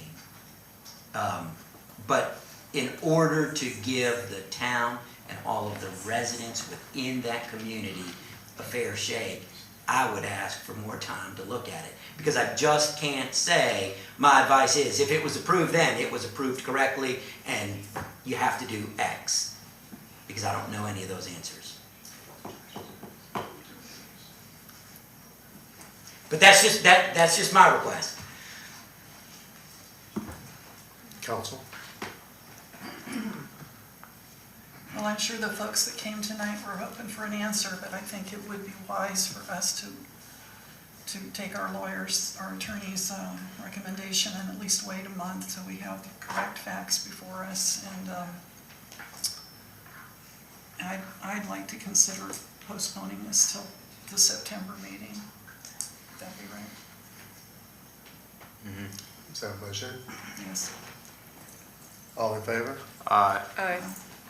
Unanimous? No. No? You were a no? Okay. 9B, let's talk about turning South Ridgeway Avenue and a portion of Sutton Avenue to one-way. This is an item that came up almost a year and a half ago. There was some discussion, good discussion at that meeting. We did present council with a traffic study that we did perform, or we had a consultant perform for us, that did show that South Ridgeway and a portion of Sutton could be turned one way without any detriment to traffic, and the actual suggested route would be south on South Ridgeway, coming from Highway 70. Michelle? Yeah, so what you'll see is, and I think all of you have the staff report and the staff recommendations related to that, and it really does reference the Ridgeway Avenue one-way analysis.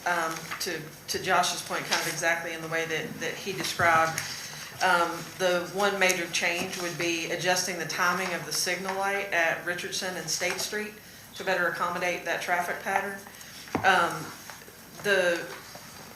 There's room, if we go about the process of making this a one-way road, to lower the size of the road and allow room for bike and pedestrian walkway on that space.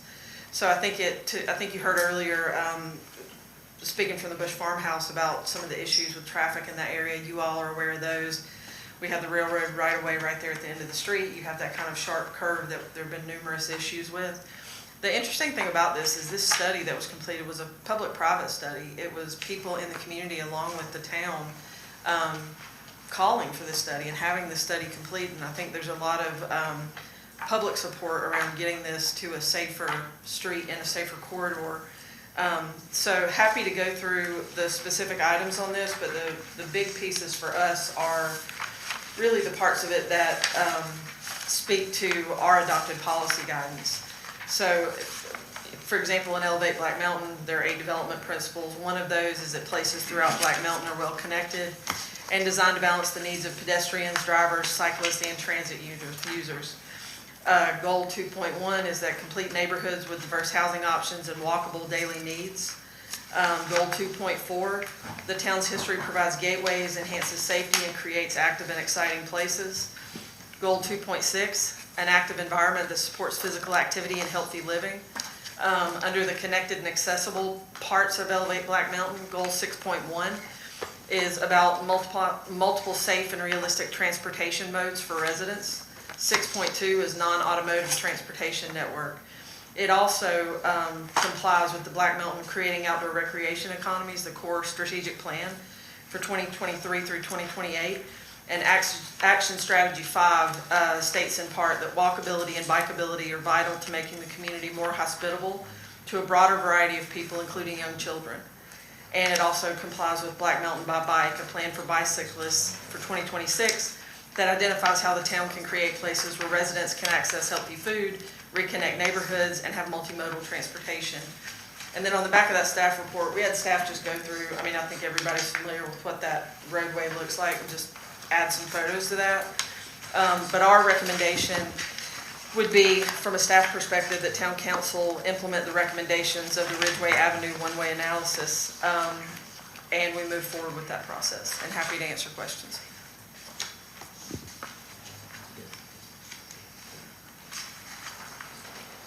This is all of South Ridgeway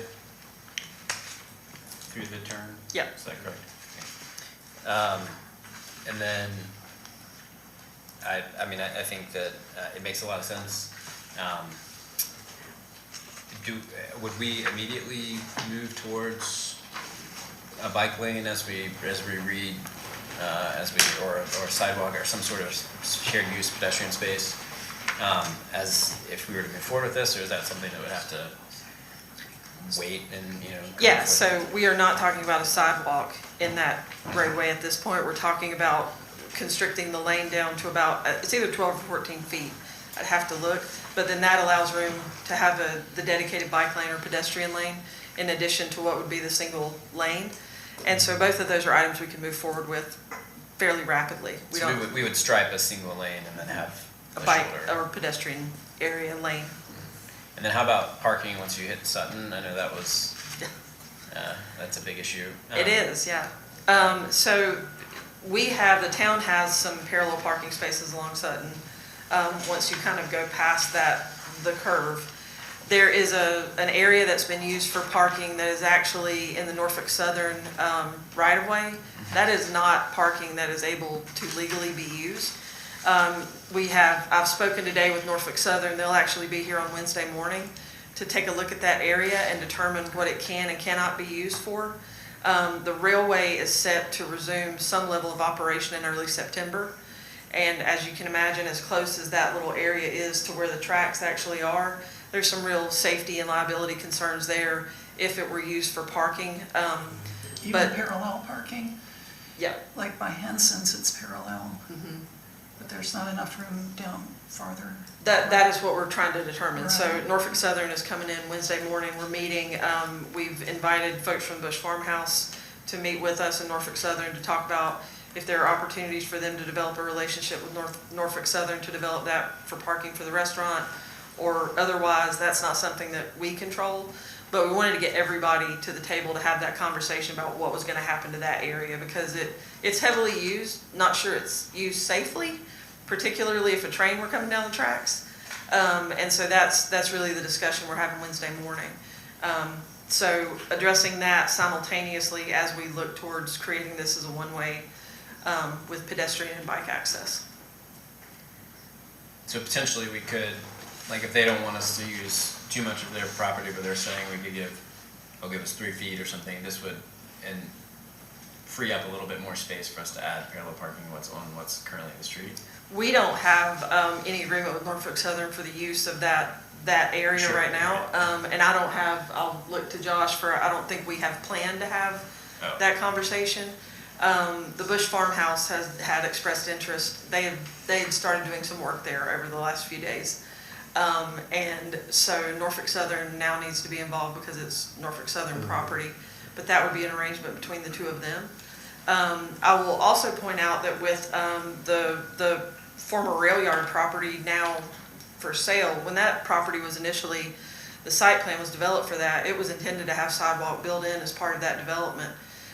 So whatever that becomes would also be another addition to this. There may be parking there may be sidewalks as part of whatever it becomes. That kind of remains to be seen as it changes hands and moves into new ownership. So there are some variables there. But I think the one consistent thing is that transferring it to single lane with pedestrian and bike lane is the highest and best we can hope for in that area.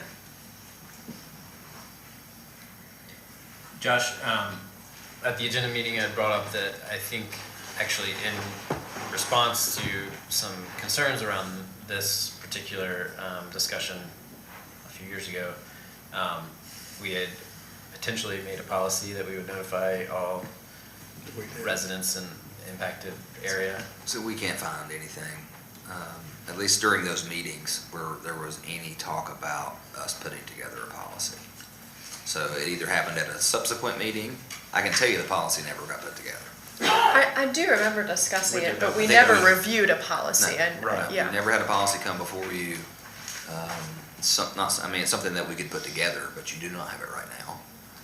I'd like to pursue that. I mean, whether or not that Yeah, comes into really this, I think that's a worthy conversation. And I would say, if you're gonna start notifying everybody on a street for street closure, you need to do it in a policy. That way it's consistent. Yes, Yeah. yes. Any sort of traffic pattern change. Yeah, I'd like to see some examples. Yeah. So maybe we can, we can put something together for you, but it'll be a September item, not tonight, but. So the agenda says no suggested motion on this. You're asking for guidance as to whether we want to pursue this? You can either, from where I read it, you can either use it as guidance, or you can take action on it if you feel like you want to. I'm wondering, did this ever go to the Active Mobility Commission? Have they weighed in on the bike and sidewalk I factors? don't know, I would probably. It definitely needs to, it hasn't yet. It probably hasn't yet because we brought it to y'all first, I believe. So how about we? I didn't know if since we visited it last year, if it had gone there, but. I don't know if it did pre-hurricane. It Restart hasn't button. since then because Okay. we needed direction from you all before we wanted to Sure. engage anyone else. Well, this is something I would like for us to continue to pursue. From what I understand now, I would support it. So if we need to move it through the process, then I would encourage us to do that. So just to clarify, next steps for us, we'll engage the Active Mobility Commission. We certainly have had conversations with many of the folks who live and work on that street. We'll continue to have conversations with those folks. And all of those conversations have been positive and supportive of this plan. Okay. But we'll go ahead and get that scheduled and then report back to you all on that. Because I know the three-way stop we did down there did go Yeah. to Active Mobility, but this never has yet. So let's do Okay. that next. Let's do I that. do think if there's people, if somebody's considering developing the old rail yard property, they would want to know what we're gonna do about that street before they, if I were putting up money to buy something, I'd wanna know. Yeah, they put the large real estate sign out today, so I can certainly reach out to the broker that's handling that and let them know and engage them in that conversation. Great. Happy to do that. And I would remind those that are here, watching, listening, that you can attend these boards and commission meetings, and I would encourage you to do that as well. So, Thank you. I think we've got what we need. We do. Thank you. You just might as well just hang I'll out just right there stay. because you've got some more coming up. 9C, text amendment to add sidewalk seating downtown. Take it away, Michelle. So we would like to have sidewalk seating downtown. Can I just stop with that? If they're okay with that, sure. No. So there's been a lot of discussion around what it would look like to have outdoor area access for many of the businesses downtown that don't kind of naturally have that. So it's not listed on the table of units of uses by zoning district, even though it can be considered a use. So one of the things that we're talking about is allowing existing sidewalks to be used for outdoor seating. Business owners, property owners, and staff are provided no real standards for outdoor seating, including regarding safety and passage for pedestrians and wheelchairs. And so as we looked at this, a lot of the concerns were, we need to make sure there's still access on the sidewalks. We need to make sure that there's some kind of barrier that contains those outside seating locations. So when you look at the central business district, it's almost completely built out. There's very few new businesses that are going to come in that area. So how do we better work with the businesses that we already have there that are existing or that may change hands So the staff recommendation for this is to strengthen and clarify the land use code's allowance of sidewalk seating in the central business zoning district by drafting text amendment language for consideration by the planning board.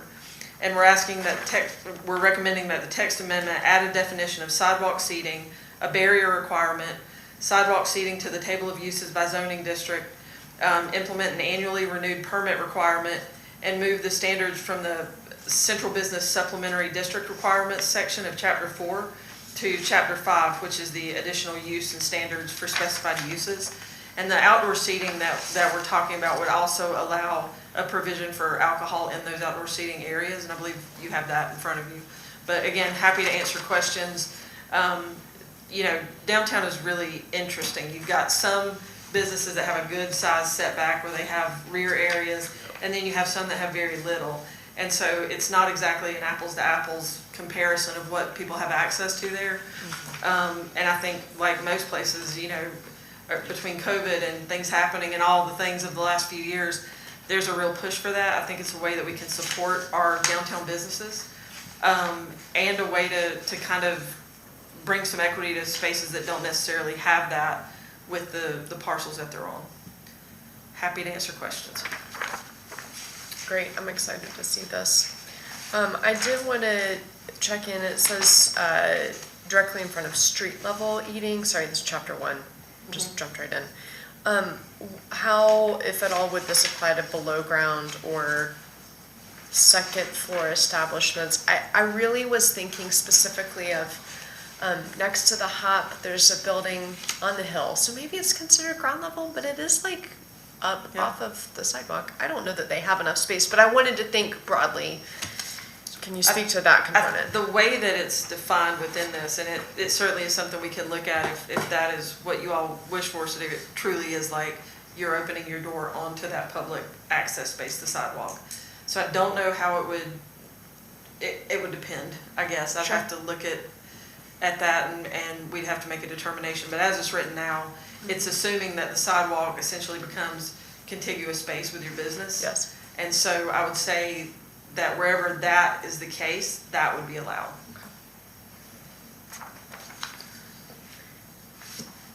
Thanks for putting this together. It's certainly something that I'm excited about. I did want to look at C, the acknowledgement that the entire post and this is around the barrier, will be removed by the permit holder at the end of the business hours. So my question is really around the barrier. Is the barrier required if there is no alcoholic beverages being served at that establishment? So we had conversations with staff, with PD and ALE, and all sorts of other folks to say what are the best practices around this. So the barrier would be required regardless of alcohol sale on that property. It needs to be a designated space that's clearly visibly designated. It's the only way that you can make sure that that space still allows for a walkway or still allows for something else. You need some type of visual barrier. And so if you look kind of on the back of the staff recommendation, what we pulled out are pretty mobile post and rope pull kind of things that are easy to move in and out at the end of a workday or whatever, and don't create huge barriers on the sidewalk, but give a clear delineation mark for that use so that we can still see where the pedestrian pathway is, that there's still enough room there for that. But those are highly expected by ALE, and the recommendation was even if you're not serving alcohol in that space, to still do that. So that's kind of the recommendation we followed. I have some heartburn around that. I know that there are a few businesses that serve sweets. I don't want to name any businesses, but that currently have seating outside, and this would be a more burdensome requirement for them. I understand that seating may not be legal now, but it's certainly been in use for years. And if someone were to add a bench out in front of their building or something like that, and they're serving ice cream or fudge or something like that, would that suddenly now require a barrier? In the way that it is currently structured, I believe it would. If that is something that you want us to take another pass at or another look at, but then again, we get into this issue of this business can do it this way, this business can do it this way, And so it becomes a little bit tricky. It's written as an outdoor dining kind of thing, and then you get into this gray area of, well, what are we considering dining? Yeah. And if you're outside and you're drinking a beer, but you're not dining, you know, can that just be a table out there without the barriers around it? So they're, in trying to establish some type of equity around this and expectation around this, it's the only way that, from the conversations we've had and the research that we've done on it, that you can appropriately make sure that you have the pedestrian access visible and clear, and that you've kind of cordoned off what you're using. So it's not ideal, but I don't think there's an ideal answer to this. I fully understand the requirement for the barrier for alcoholic beverages, I mean, for ALE, and I mean, that makes total sense to me to have, I think we have to have fences around the outside areas anyway. I would like for us to revisit if there's a possibility for an ice cream shop to have a bench out in front of their place without a barrier. Yeah. I think an assumption that I made as I was reading this is that it would be places where you're getting table service and not like a coffee shop where you maybe take your coffee outside and they're not bringing it to you. And I think we have several examples of that already in practice. Yeah. We could certainly be more specific in the detail of what constitutes outdoor dining versus what you're describing.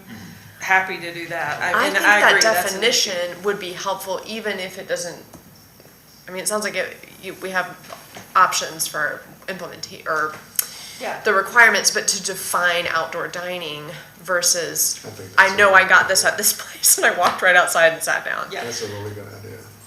Okay. Yeah, happy to do that. We can make some edits to that and bring it back. Great. I have a couple other questions in the later part of C, but I will email you those. Okay. So we will make those changes and get those back for you and take a look at that and we can move forward. See, because you got people now all over the place that grab an ice cream cone and sit on one of our town benches. Yes. And I saw a lady drinking a beer on our town bench Oh. last week. Well, so it's hard. It's going to be tough to stay on top of. It's hard 'cause- I'm just going to be honest with you. No matter what way we do it, it's going to be Sure. a continuous issue, if you will. Right. It just will be. Well, and you know, the issue would run into, kind of to your point, if you've got an ice cream shop here and a restaurant here, and they share a wall, Yeah. what goes, it just, and you know, businesses can change hands, and it's really us trying to look more long-term and strategically instead of for the specific businesses we have right now. But to Josh's point, it's gonna be it's tough to monitor. well, I would appreciate another month to mull this over as we look at some Great. updates. Happy so. to do that. One more question, just before we move on. So the below C, if there's sufficient room to establish outdoor seating and a parking space, the parking lot can be converted. That's a private parking lot. So we're not talking. Are we talking about public parking spaces or? This is It'd what have to be private. It can't be public. Okay. It would have to be private. Yes. So, I mean, would that be, how is that different than what they can do now? Is that just because you like walk from the sidewalk to a parking lot? It would become a designated area in the same way that these are designated areas. In terms of like, if they wanted to have tables there or whatever else, they'd have to comply with this, instead of just using it kind of more organically in the way that it might be used now. Okay. Yeah, I mean, if they were going to use their private parking lot, they'd want to make sure, I mean, they just wouldn't go set up in a parking space. They'd want to corner it off. Yeah. To some extent. Otherwise, it just looks like random people sitting up having to do the parking lot. You know? Which people are, I can't think of anywhere that's coming up, but I would imagine that that's happening already. It could happen, yeah. Yeah. If it can, it will. Yep. So we'll make some adjustments and do some digging into that and get back to you all. Bring it back next meeting. Yeah, happy to do that. We should have it, it shouldn't take us long to get some options for that. Okay. Your motion to table this one to the next. So moved. Thank you. All in favor? Aye. Now we'll talk real quick about an ordinance prohibiting construction of new townhome buildings in the regulatory floodplain. Jessica?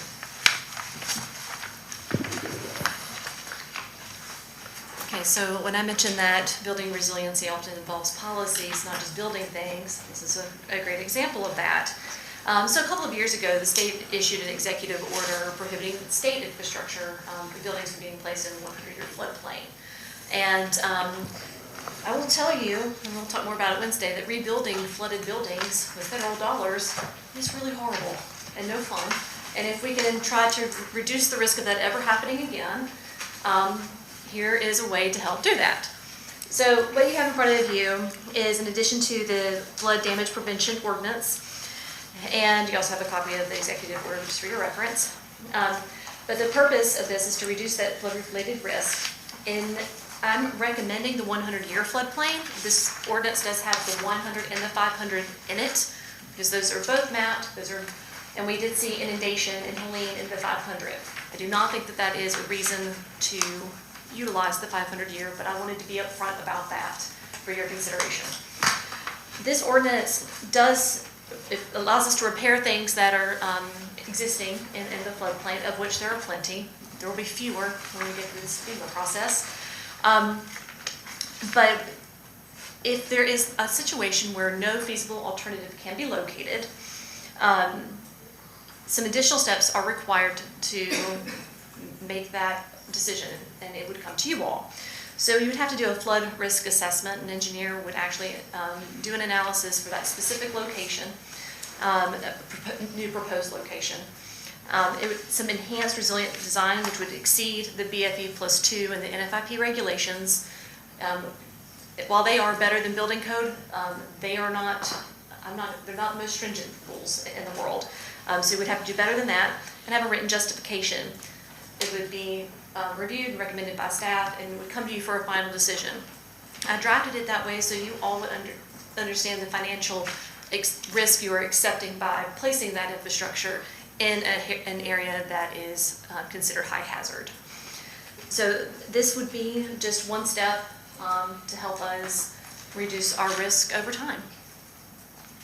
And you can, if you wanted to approve this ordinance, you can do so as written with the 1 in 500, but I would suggest with amending it to only the 1.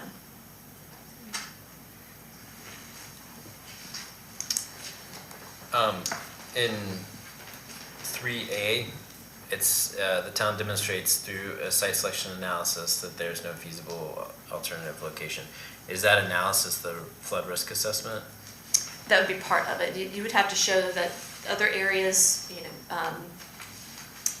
are not suitable, that this area is the only viable option, and you would do an assessment of its risk. One thing we also know about our FEMA flood maps that we use is that they're not very accurate. And I don't mean within like 10 feet, like GIS on the internet, but I mean like wildly inaccurate. And so you would be making a decision based on specific hydraulic analysis for that location. So and that would be done by the professional engineer or certified floodplain manager? Yeah, by PE. I'm sorry, say that? Yes, by professional engineer. Okay.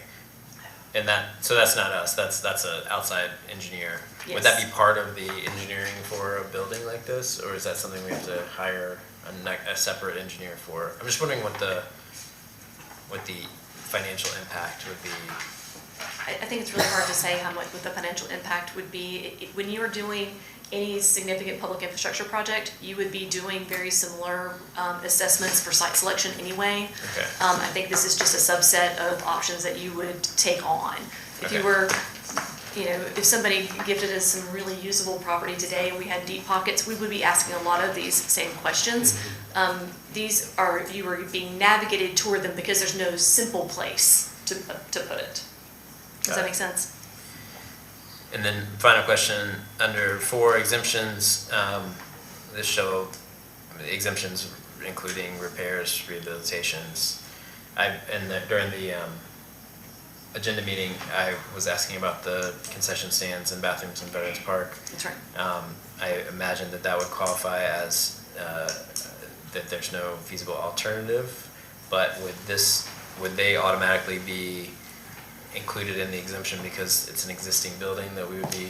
Yes, and all of where that building, or how the manner of repair for that will be dictated by FEMA policy, because it's an existing structure. Okay.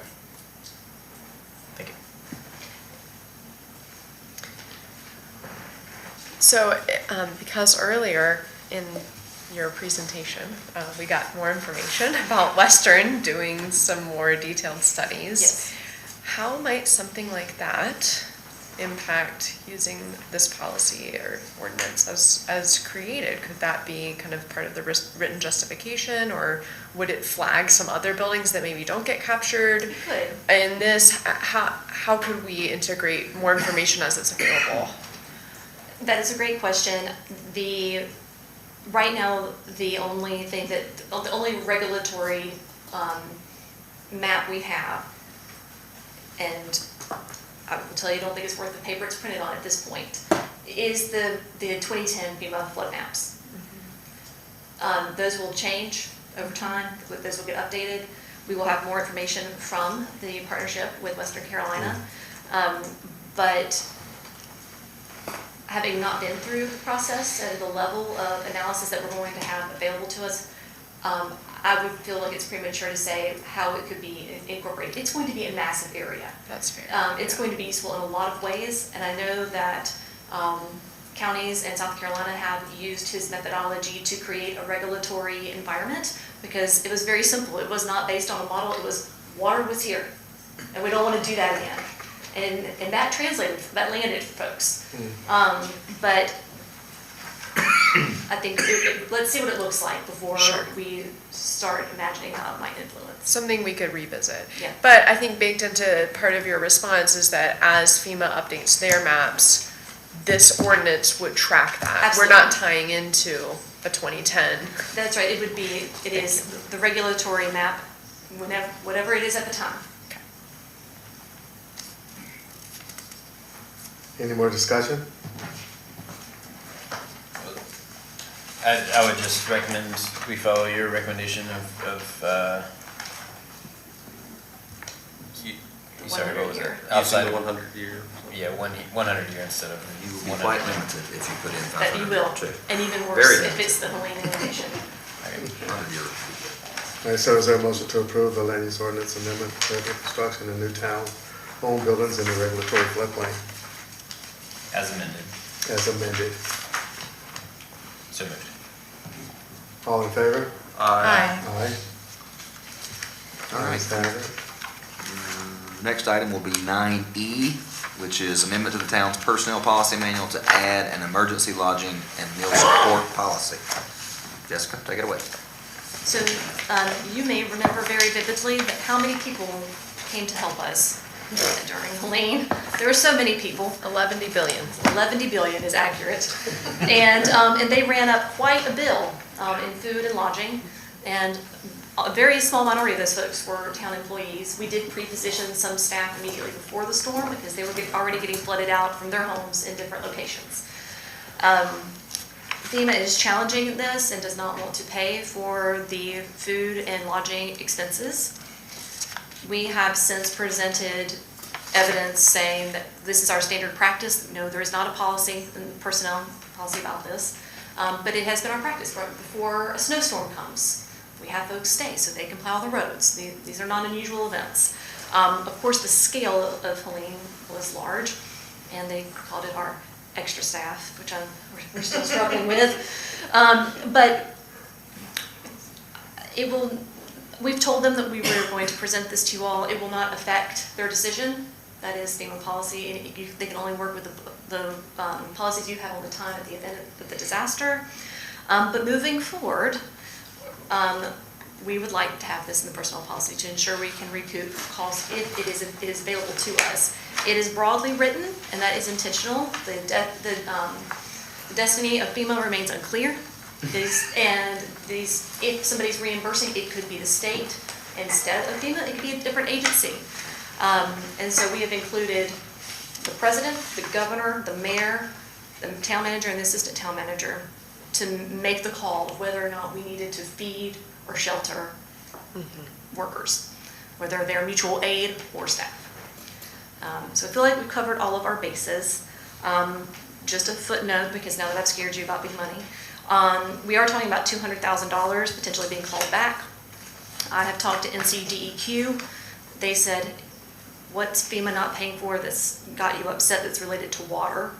And a lot of those employees were mutual aid workers for about 2 weeks. We had 2 large teams. So we may be able to recover some of these calls from DEQ. They're trying to shake some trees. And it may be that FEMA will reverse course based on the report we have provided. But that's where we are right now with that. You say clawback, so we received that money? These expenses were included in our expedited project, and so we've received half of it. So they may take half of it back and not get, but that is a much longer, much more painful conversation for Wednesday. Okay. But yes, we would not recover those potentially. I do want to just clarify and make sure I'm reading this correctly. Under C policy, the last bullet point, other individuals, that would cover volunteers. So town employees, mutual aid, and contractors and volunteers. Yes. If they're doing town business. Yes. Like we had Yeah. floodplain administrators volunteer from California to come and help. Yeah. We fed them and put them at Ridgecrest like everybody else. Yeah, if they're volunteering to town services. That's Yeah, thank you. I think it's obviously important we have this, so. Any other discussion? There is motion? I move to approve the addition of the emergency lodging and meal support policy to the town's personnel policy manual as presented. All in favor? Aye. Next, Josh? And next, 9F will be recommendation of engineering firms for FEMA projects. Yes, sir. It actually happened. The RFQ window closed. We had 20 responses, and that's super exciting. For the sake of timeliness, we reviewed for projects that are most simple to review, which is to say, we don't have a lot of experience building large municipal buildings, and firms we've never met or worked with have submitted with those, and so we're going to have a more in-depth review that involves interviews and things like that with their staff. But we did not want that to stop us from getting the ball rolling, however slow it is rolling, on these other projects. So after scoring all of the firms against these projects that are more straightforward, we are recommending McAdams for the second phase of Hilltop Road, which is the complete repair segment, and any town roads projects. Anchor for the North Occoneechee sinkhole and the Flat Creek Greenway. Jennings Environmental for the Swannanoa River restoration at Veterans Park. SM&E for the Lake Tomahawk Dam, and McGill for any water infrastructure. So those are they are our highest scoring, most qualified firms. Professional service like this, remember, there's no bidding, there's no financial discussion, it's only qualifications. And upon your blessing, I will enter into contract negotiations with those firms and bring those back for your approval. I'll say this.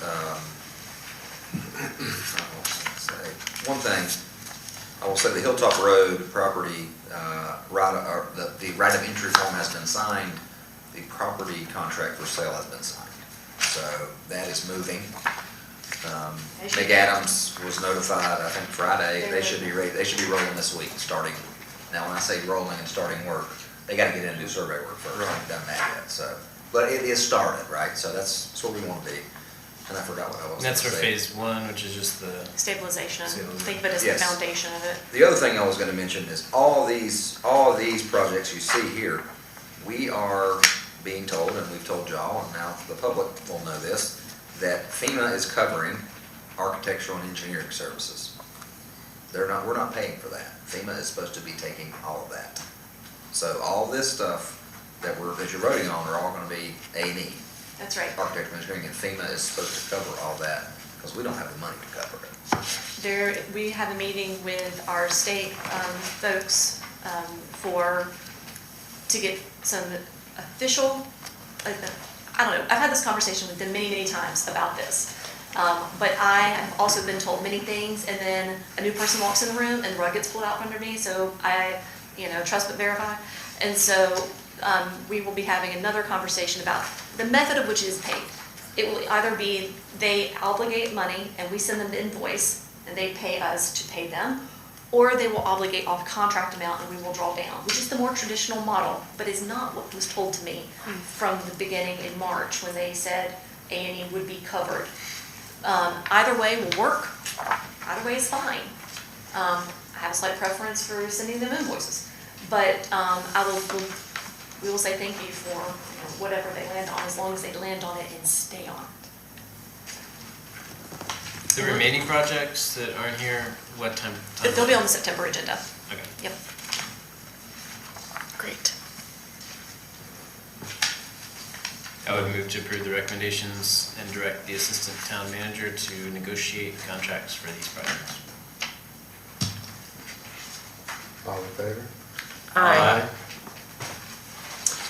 All right, your next 6 items are all going to be appointments to various citizen boards. First one being 9G, the appointment to the Black Mountain ABC Board. Take it away, Leslie. All right. Everyone has a, make sure that was on.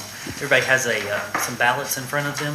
While y'all are working on that, for the audience, I'll let you know that the ABC Board has 3 seats total. We have 1 vacant seat, Amanda Nichols. She would be eligible for reappointment, but she is not interested in continuing.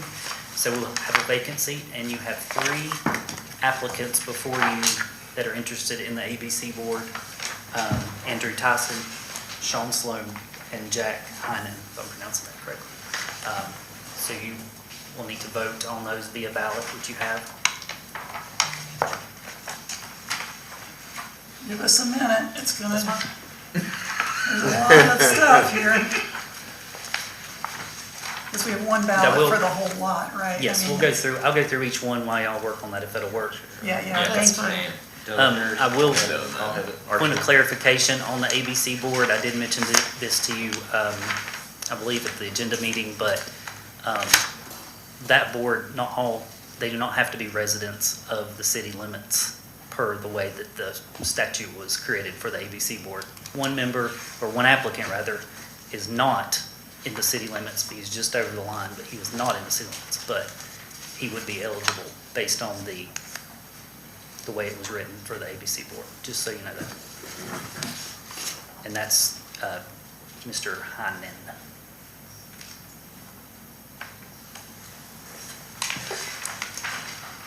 You may go to the next one.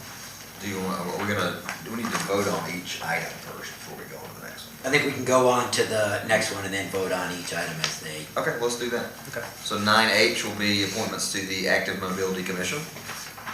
All right. This commission has 7 members total. We have 6 new applicants for the commission.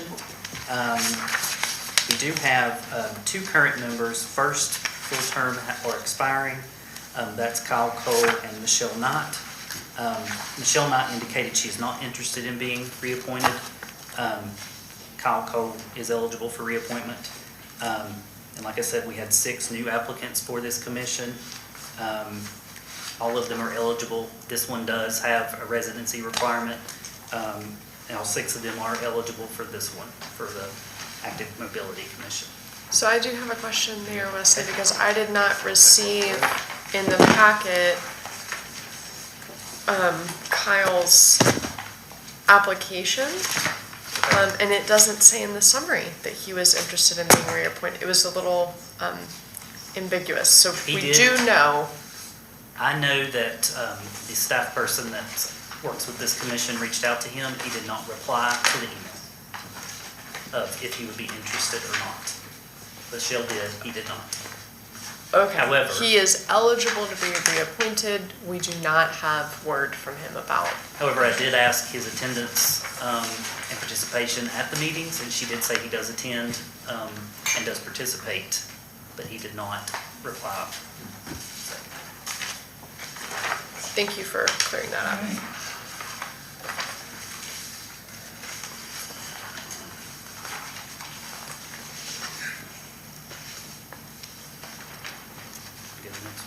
Yeah, I'm sorry.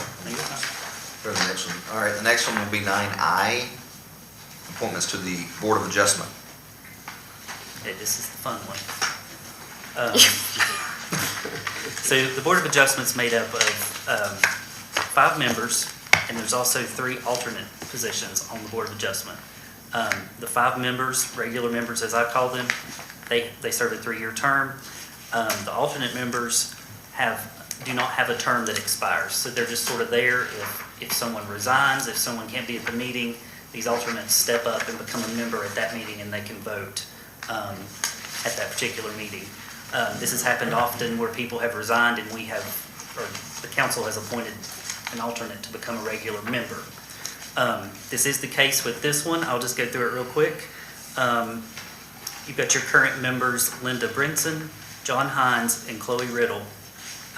All of their terms are expiring. I will note that Linda Brinson and John Hines were an alternate, and they were promoted, if you will, to regular membership less than a year ago. So they're eligible for their first full term. Chloe Riddle is also eligible for a second term. However, she has requested to be bumped down to an alternate because of her commitments to the meetings. That being said, we have an alternate member that can be moved up to regular member. It's Tetris, isn't it? It is very Tetris. That's David Barley. I'm reading my notes because I don't want to mess it up. However, we did have a new applicant, Mary Hall, submit for Board of Adjustment, and she is eligible to serve. So the staff recommendations is to reappoint Linda Brinson and John Hines for their first full term. Formally appoint David Barley from alternate to regular member, and then appoint Mary Hall to the alternate position. That still leaves 2 alternates, which we will continue to advertise for. And that's the Tetris game of Board of Adjustment for this year. Question on That's that how it one. always is on the Board of Adjustment, Leslie. Do what? That's how it always is on the Board of Adjustment. It's always an adjustment. But I will say with the alternates, it does help maintain quorum, and it has helped them be able to meet this past year because of the alternates. So we'll continue to advertise because it's important to make sure they can conduct that business. Yeah, and all jokes aside, very important that they're able to meet. 9J will be your appointments to the Historic Preservation Commission. Okay. This commission has a total of 5 members. They also serve 3-year terms. They must be residents of the town. We have 1 member's seat. This was another, he was appointed midway through the year, Lardner Moore Jr. He's eligible for, this will be his first full term, and he is interested in being reappointed. And there's also a vacancy on this board, and we had 3 new applicants to the board. They're all 3 eligible, and so the recommendation is to reappoint Lardner Moore and then use your ballot to vote 1 additional member. All right. 9K will be appointments to the Planning Board. Here's our other Tetris game. The planning board, it has 7 members, each serving 3-year terms, with an asterisk by that, which I'll explain in just a minute. Last year, the council appointed a couple members whose terms were expiring for an additional 1-year term due to the UDO work. Felt that they should stay on the board while that's being finished, so we don't have new people come on the board and have to relearn, and also those that work hard to carry it through. I'm just going to go through the list here. We do have, Pam Norton was one of those members who was appointed for an additional 1 year, and she said she would be reappointed again for however long you want to do that. Also, Chris Collins and LaRonda Teeple's second full terms are expiring, but they're also willing to stay on the board for however long the council might want to appoint them to see the UDO through. Then we have Joe Laudenslayer's first term is expiring. He's eligible for reappointment and is interested. Chaz Fitzgerald, that was one you had appointed for a one-year term last year. He's actually moving out of town or may have already moved out of town, so he will be rotating off the board. So we'll have a vacancy. And we had 2 new applications, Michael Churchman, Anton Dumars, and they both live within the city limits. And so the recommendation is to reappoint Joe Laudenslayer for a second term, and then council can discuss the appointments of Chris Collins, Pam Norton, and LaRonda for an additional period. Are we pretty sure we're gonna get this UDO done this year? I'm not gonna bet on it, I but I'm hope sure so. it's, It's messing up. We're looking at Brad. Yeah. All I'm saying is, I am so grateful for these folks that are willing to add a year and another year. But the other part of that that's a problem is it makes it hard for new folks to serve. So, I just love that the current members are willing to continue because they care so much about this whole process, but. And I will say, just to add to that, in the policy, the council has the vote to extend their terms as they wish. That is in the policy, the advisory board policy. So you're supposed to just serve 2, 3-year terms, but you can extend them as you wish. Well, I know we have the right to, but I'm just saying, I was just dazzled by the quality of the applicants we got for all of these boards and commissions. There are so many great people that want to participate in our community and step up and help. And when we have to turn people down, it breaks my heart. I want to vote for all of them. And so at this point, we'll have to make a choice between 2 new folks if we extend all of the existing ones another year. That's right. And I'm just saying, I don't want to be in this spot next year. I mean, it's really healthy, I think, for some turnover in these groups, so. and then lastly, 9L, you have appointment, so it must be 1 to the rec commission. Yes, this one, I don't remember if I knew this on Thursday at the agenda meeting or not. You did have, well, first, this commission is made up of 5 members. There is 1 position, William Boyd's term is expiring. He would be eligible to serve a second term. He does not want to do so. And you have 1 applicant apply to this. And that would be, I gotta find her name, Pam Polly. So just 1 now for that. Oh, so that's different, because I thought Mr. Boyd wasn't interested, but he's not. Right, he's not. He Okay. emailed back and said he had changed his mind. Okay, So well, that makes that one. And that's it for your appointments. I want to echo Pam's words about being extremely impressed with the number of applications that we received and the quality of what folks had to say and their passion. And so I hope that everyone that applied this year, they please don't don't get... look at us. Don't look at us. We're sitting up there and I feel so bad. Please stay engaged. Please Really, there's keep a lot of applying us. as there are Yeah. new seats opening. Yeah. Can I make a comment from the planning board? They won't, no, ma'am. Okay. So if you fill it, just pass them down, I'll tally them up real quick and So, we can, I'll say them out loud and you can vote. Speak to you, Brian. Yeah. I gotta get up too. Is that it? Am I missing one? I just need 5, I got them all. Okay. Yep.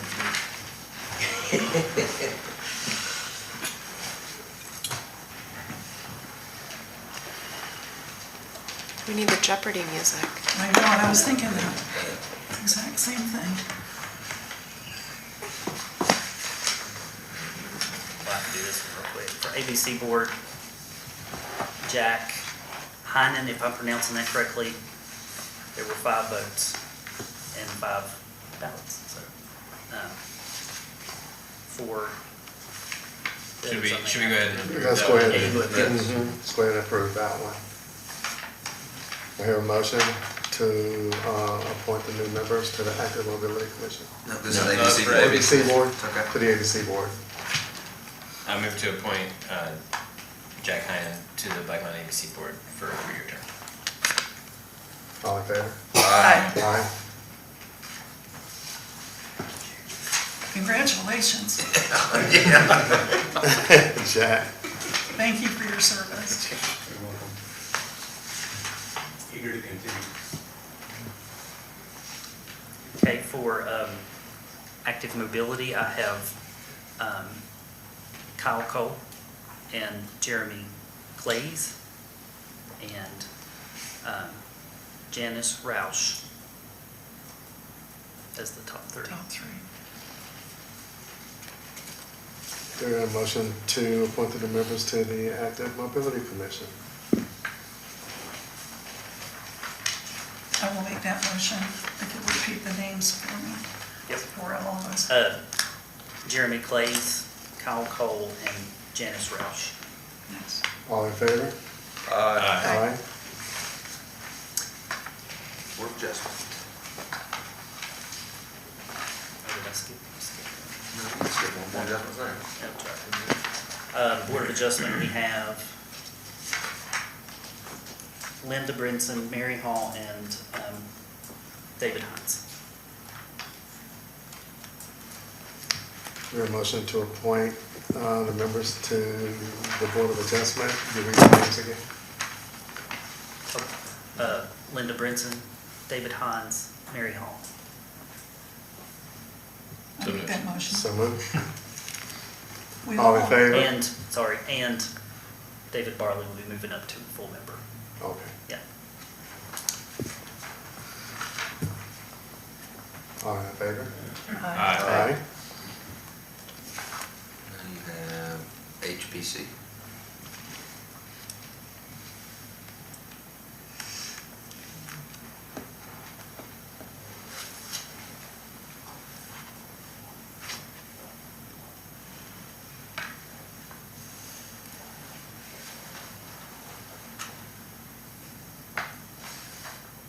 Okay. Have Chris Collins, these are the five that received. This is plan, if you're, Chris Collins, you're on planning board. Oh, I'm doing this work. That's okay, I can do planning board, we can go back to HPC, it's fine. No, I can do that. Let me just look. Okay, let's do planning board first. Go ahead. Chris That's what I'm Collins. looking at.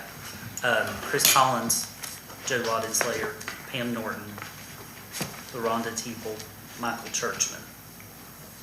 I do have to need a clarification on the ones that were appointed a year for 1 year. Would that be another 1 year for those?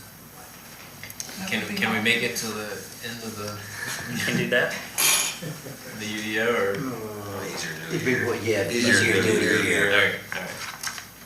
Because maybe at the end of the 1 year term, they'll have had enough of the Yeah, UDO, that's and be true, like, I'm that's out, and get Also, fresh blood in there. if, let's say we pass it next week, maybe they want to resign.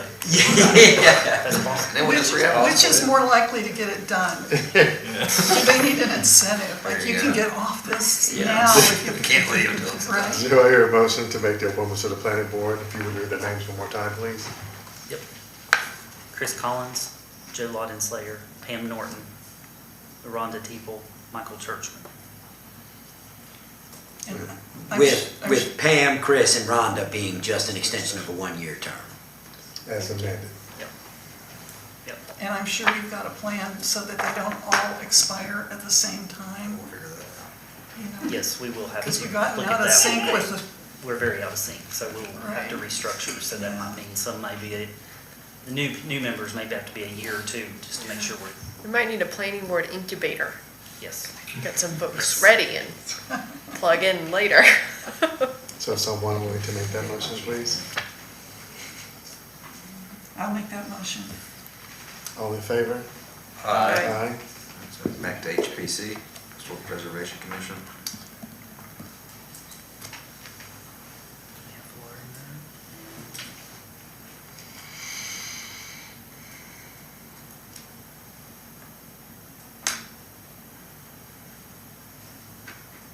So we definitely have Lardner Moore Jr. for a reappointment. The other one, there is a tie. I do not know what. What? 5 people a tie? There's a second. There are 2 people voted for Beth Johnson and 2 people voted for. March should be voting though, right? I'm sorry, 2 people voted for Elizabeth Swan. Oh, and 2 one voted for person. Beth. 2 voted for Beth. Oh, I see, that's Who was the one vote for? It was the one vote person. Are we doing ranked choice? I think we just take the top 2 and vote for the top 2 at it. I think just take the top 2. So give it to Yeah. Doug. Just And take he it. can vote again, but he's got to vote for only one of those other 2 people. Did I do it wrong? No, you just voted for, you voted for one person, and then the other 2 voted for one, 2 Well, voted for hold on. different. Who are the 2 people that are? Yes. He's gonna hand it to me. Okay. That's never happened before. Yeah, might as well. Yes. So, Lardner, is Yeah. okay. Oh man. You're on the spot, Doug. All right, hold on. Now, I forget it was me. Could we What do page is it? recreation? What? Go ahead and give him a. yeah, well, we can do recreation, yeah. That'll be a hard. Or we don't even have to let Doug be the sole survivor. We could reissue ballots for all 5 of you all to vote on those top 2 vote getters, so we won't know. Because we don't know who the other 4 voted for. But Doug, when he picks it, we will. Well, yeah. I have no clue. If you want less pressure, we could do it a different way. No, it's okay. Let me just, I only made notes on those cans. Let me just, The last, for recreation, it was Pam Polly. There was one write-in, but majority is And who? Pam Polly. Pam Polly. Polly. Good to get a little feminine energy on the recreation. There are more Pams in this world than I ever knew about. There used to be nobody named Pam. They've all flocked to And Black now all Mountain. of a sudden, there's me and Pam Horton and Pam Foley and plenty of them. Do you want to vote on that while we're waiting? Yeah, well, I was You vote just on trying your to fill the air. No, you vote on your rec commission. Yeah, we can vote on the rec We'll vote on the commission. recreation commission while we wait on, there's another time. council member. No. That one, there's only one person. Make a Seat motion person to did. appoint Pam Polly to the recreation commission. I'll make that motion. All in favor? Aye. I would like to extend my nomination of Elizabeth Swan to the Historic Preservation Committee. That would be, Gardner Moore and Elizabeth Swan. There's your 3. Can you read them one more time? Relate to whatever. Or you read the HPC one more time? Yep, Lardner Moore Jr. is eligible for reappointment, and then, of course, Elizabeth Swan. Is there a motion to appoint the members to his Historic Preservation Commission? And if you would read those names one more time. Sure. Lardner Moore Jr. and Elizabeth Swan. So moved. All in favor? Aye. Aye. All righty. Any communications from the town attorney or town manager? No, I don't have anything. Nothing.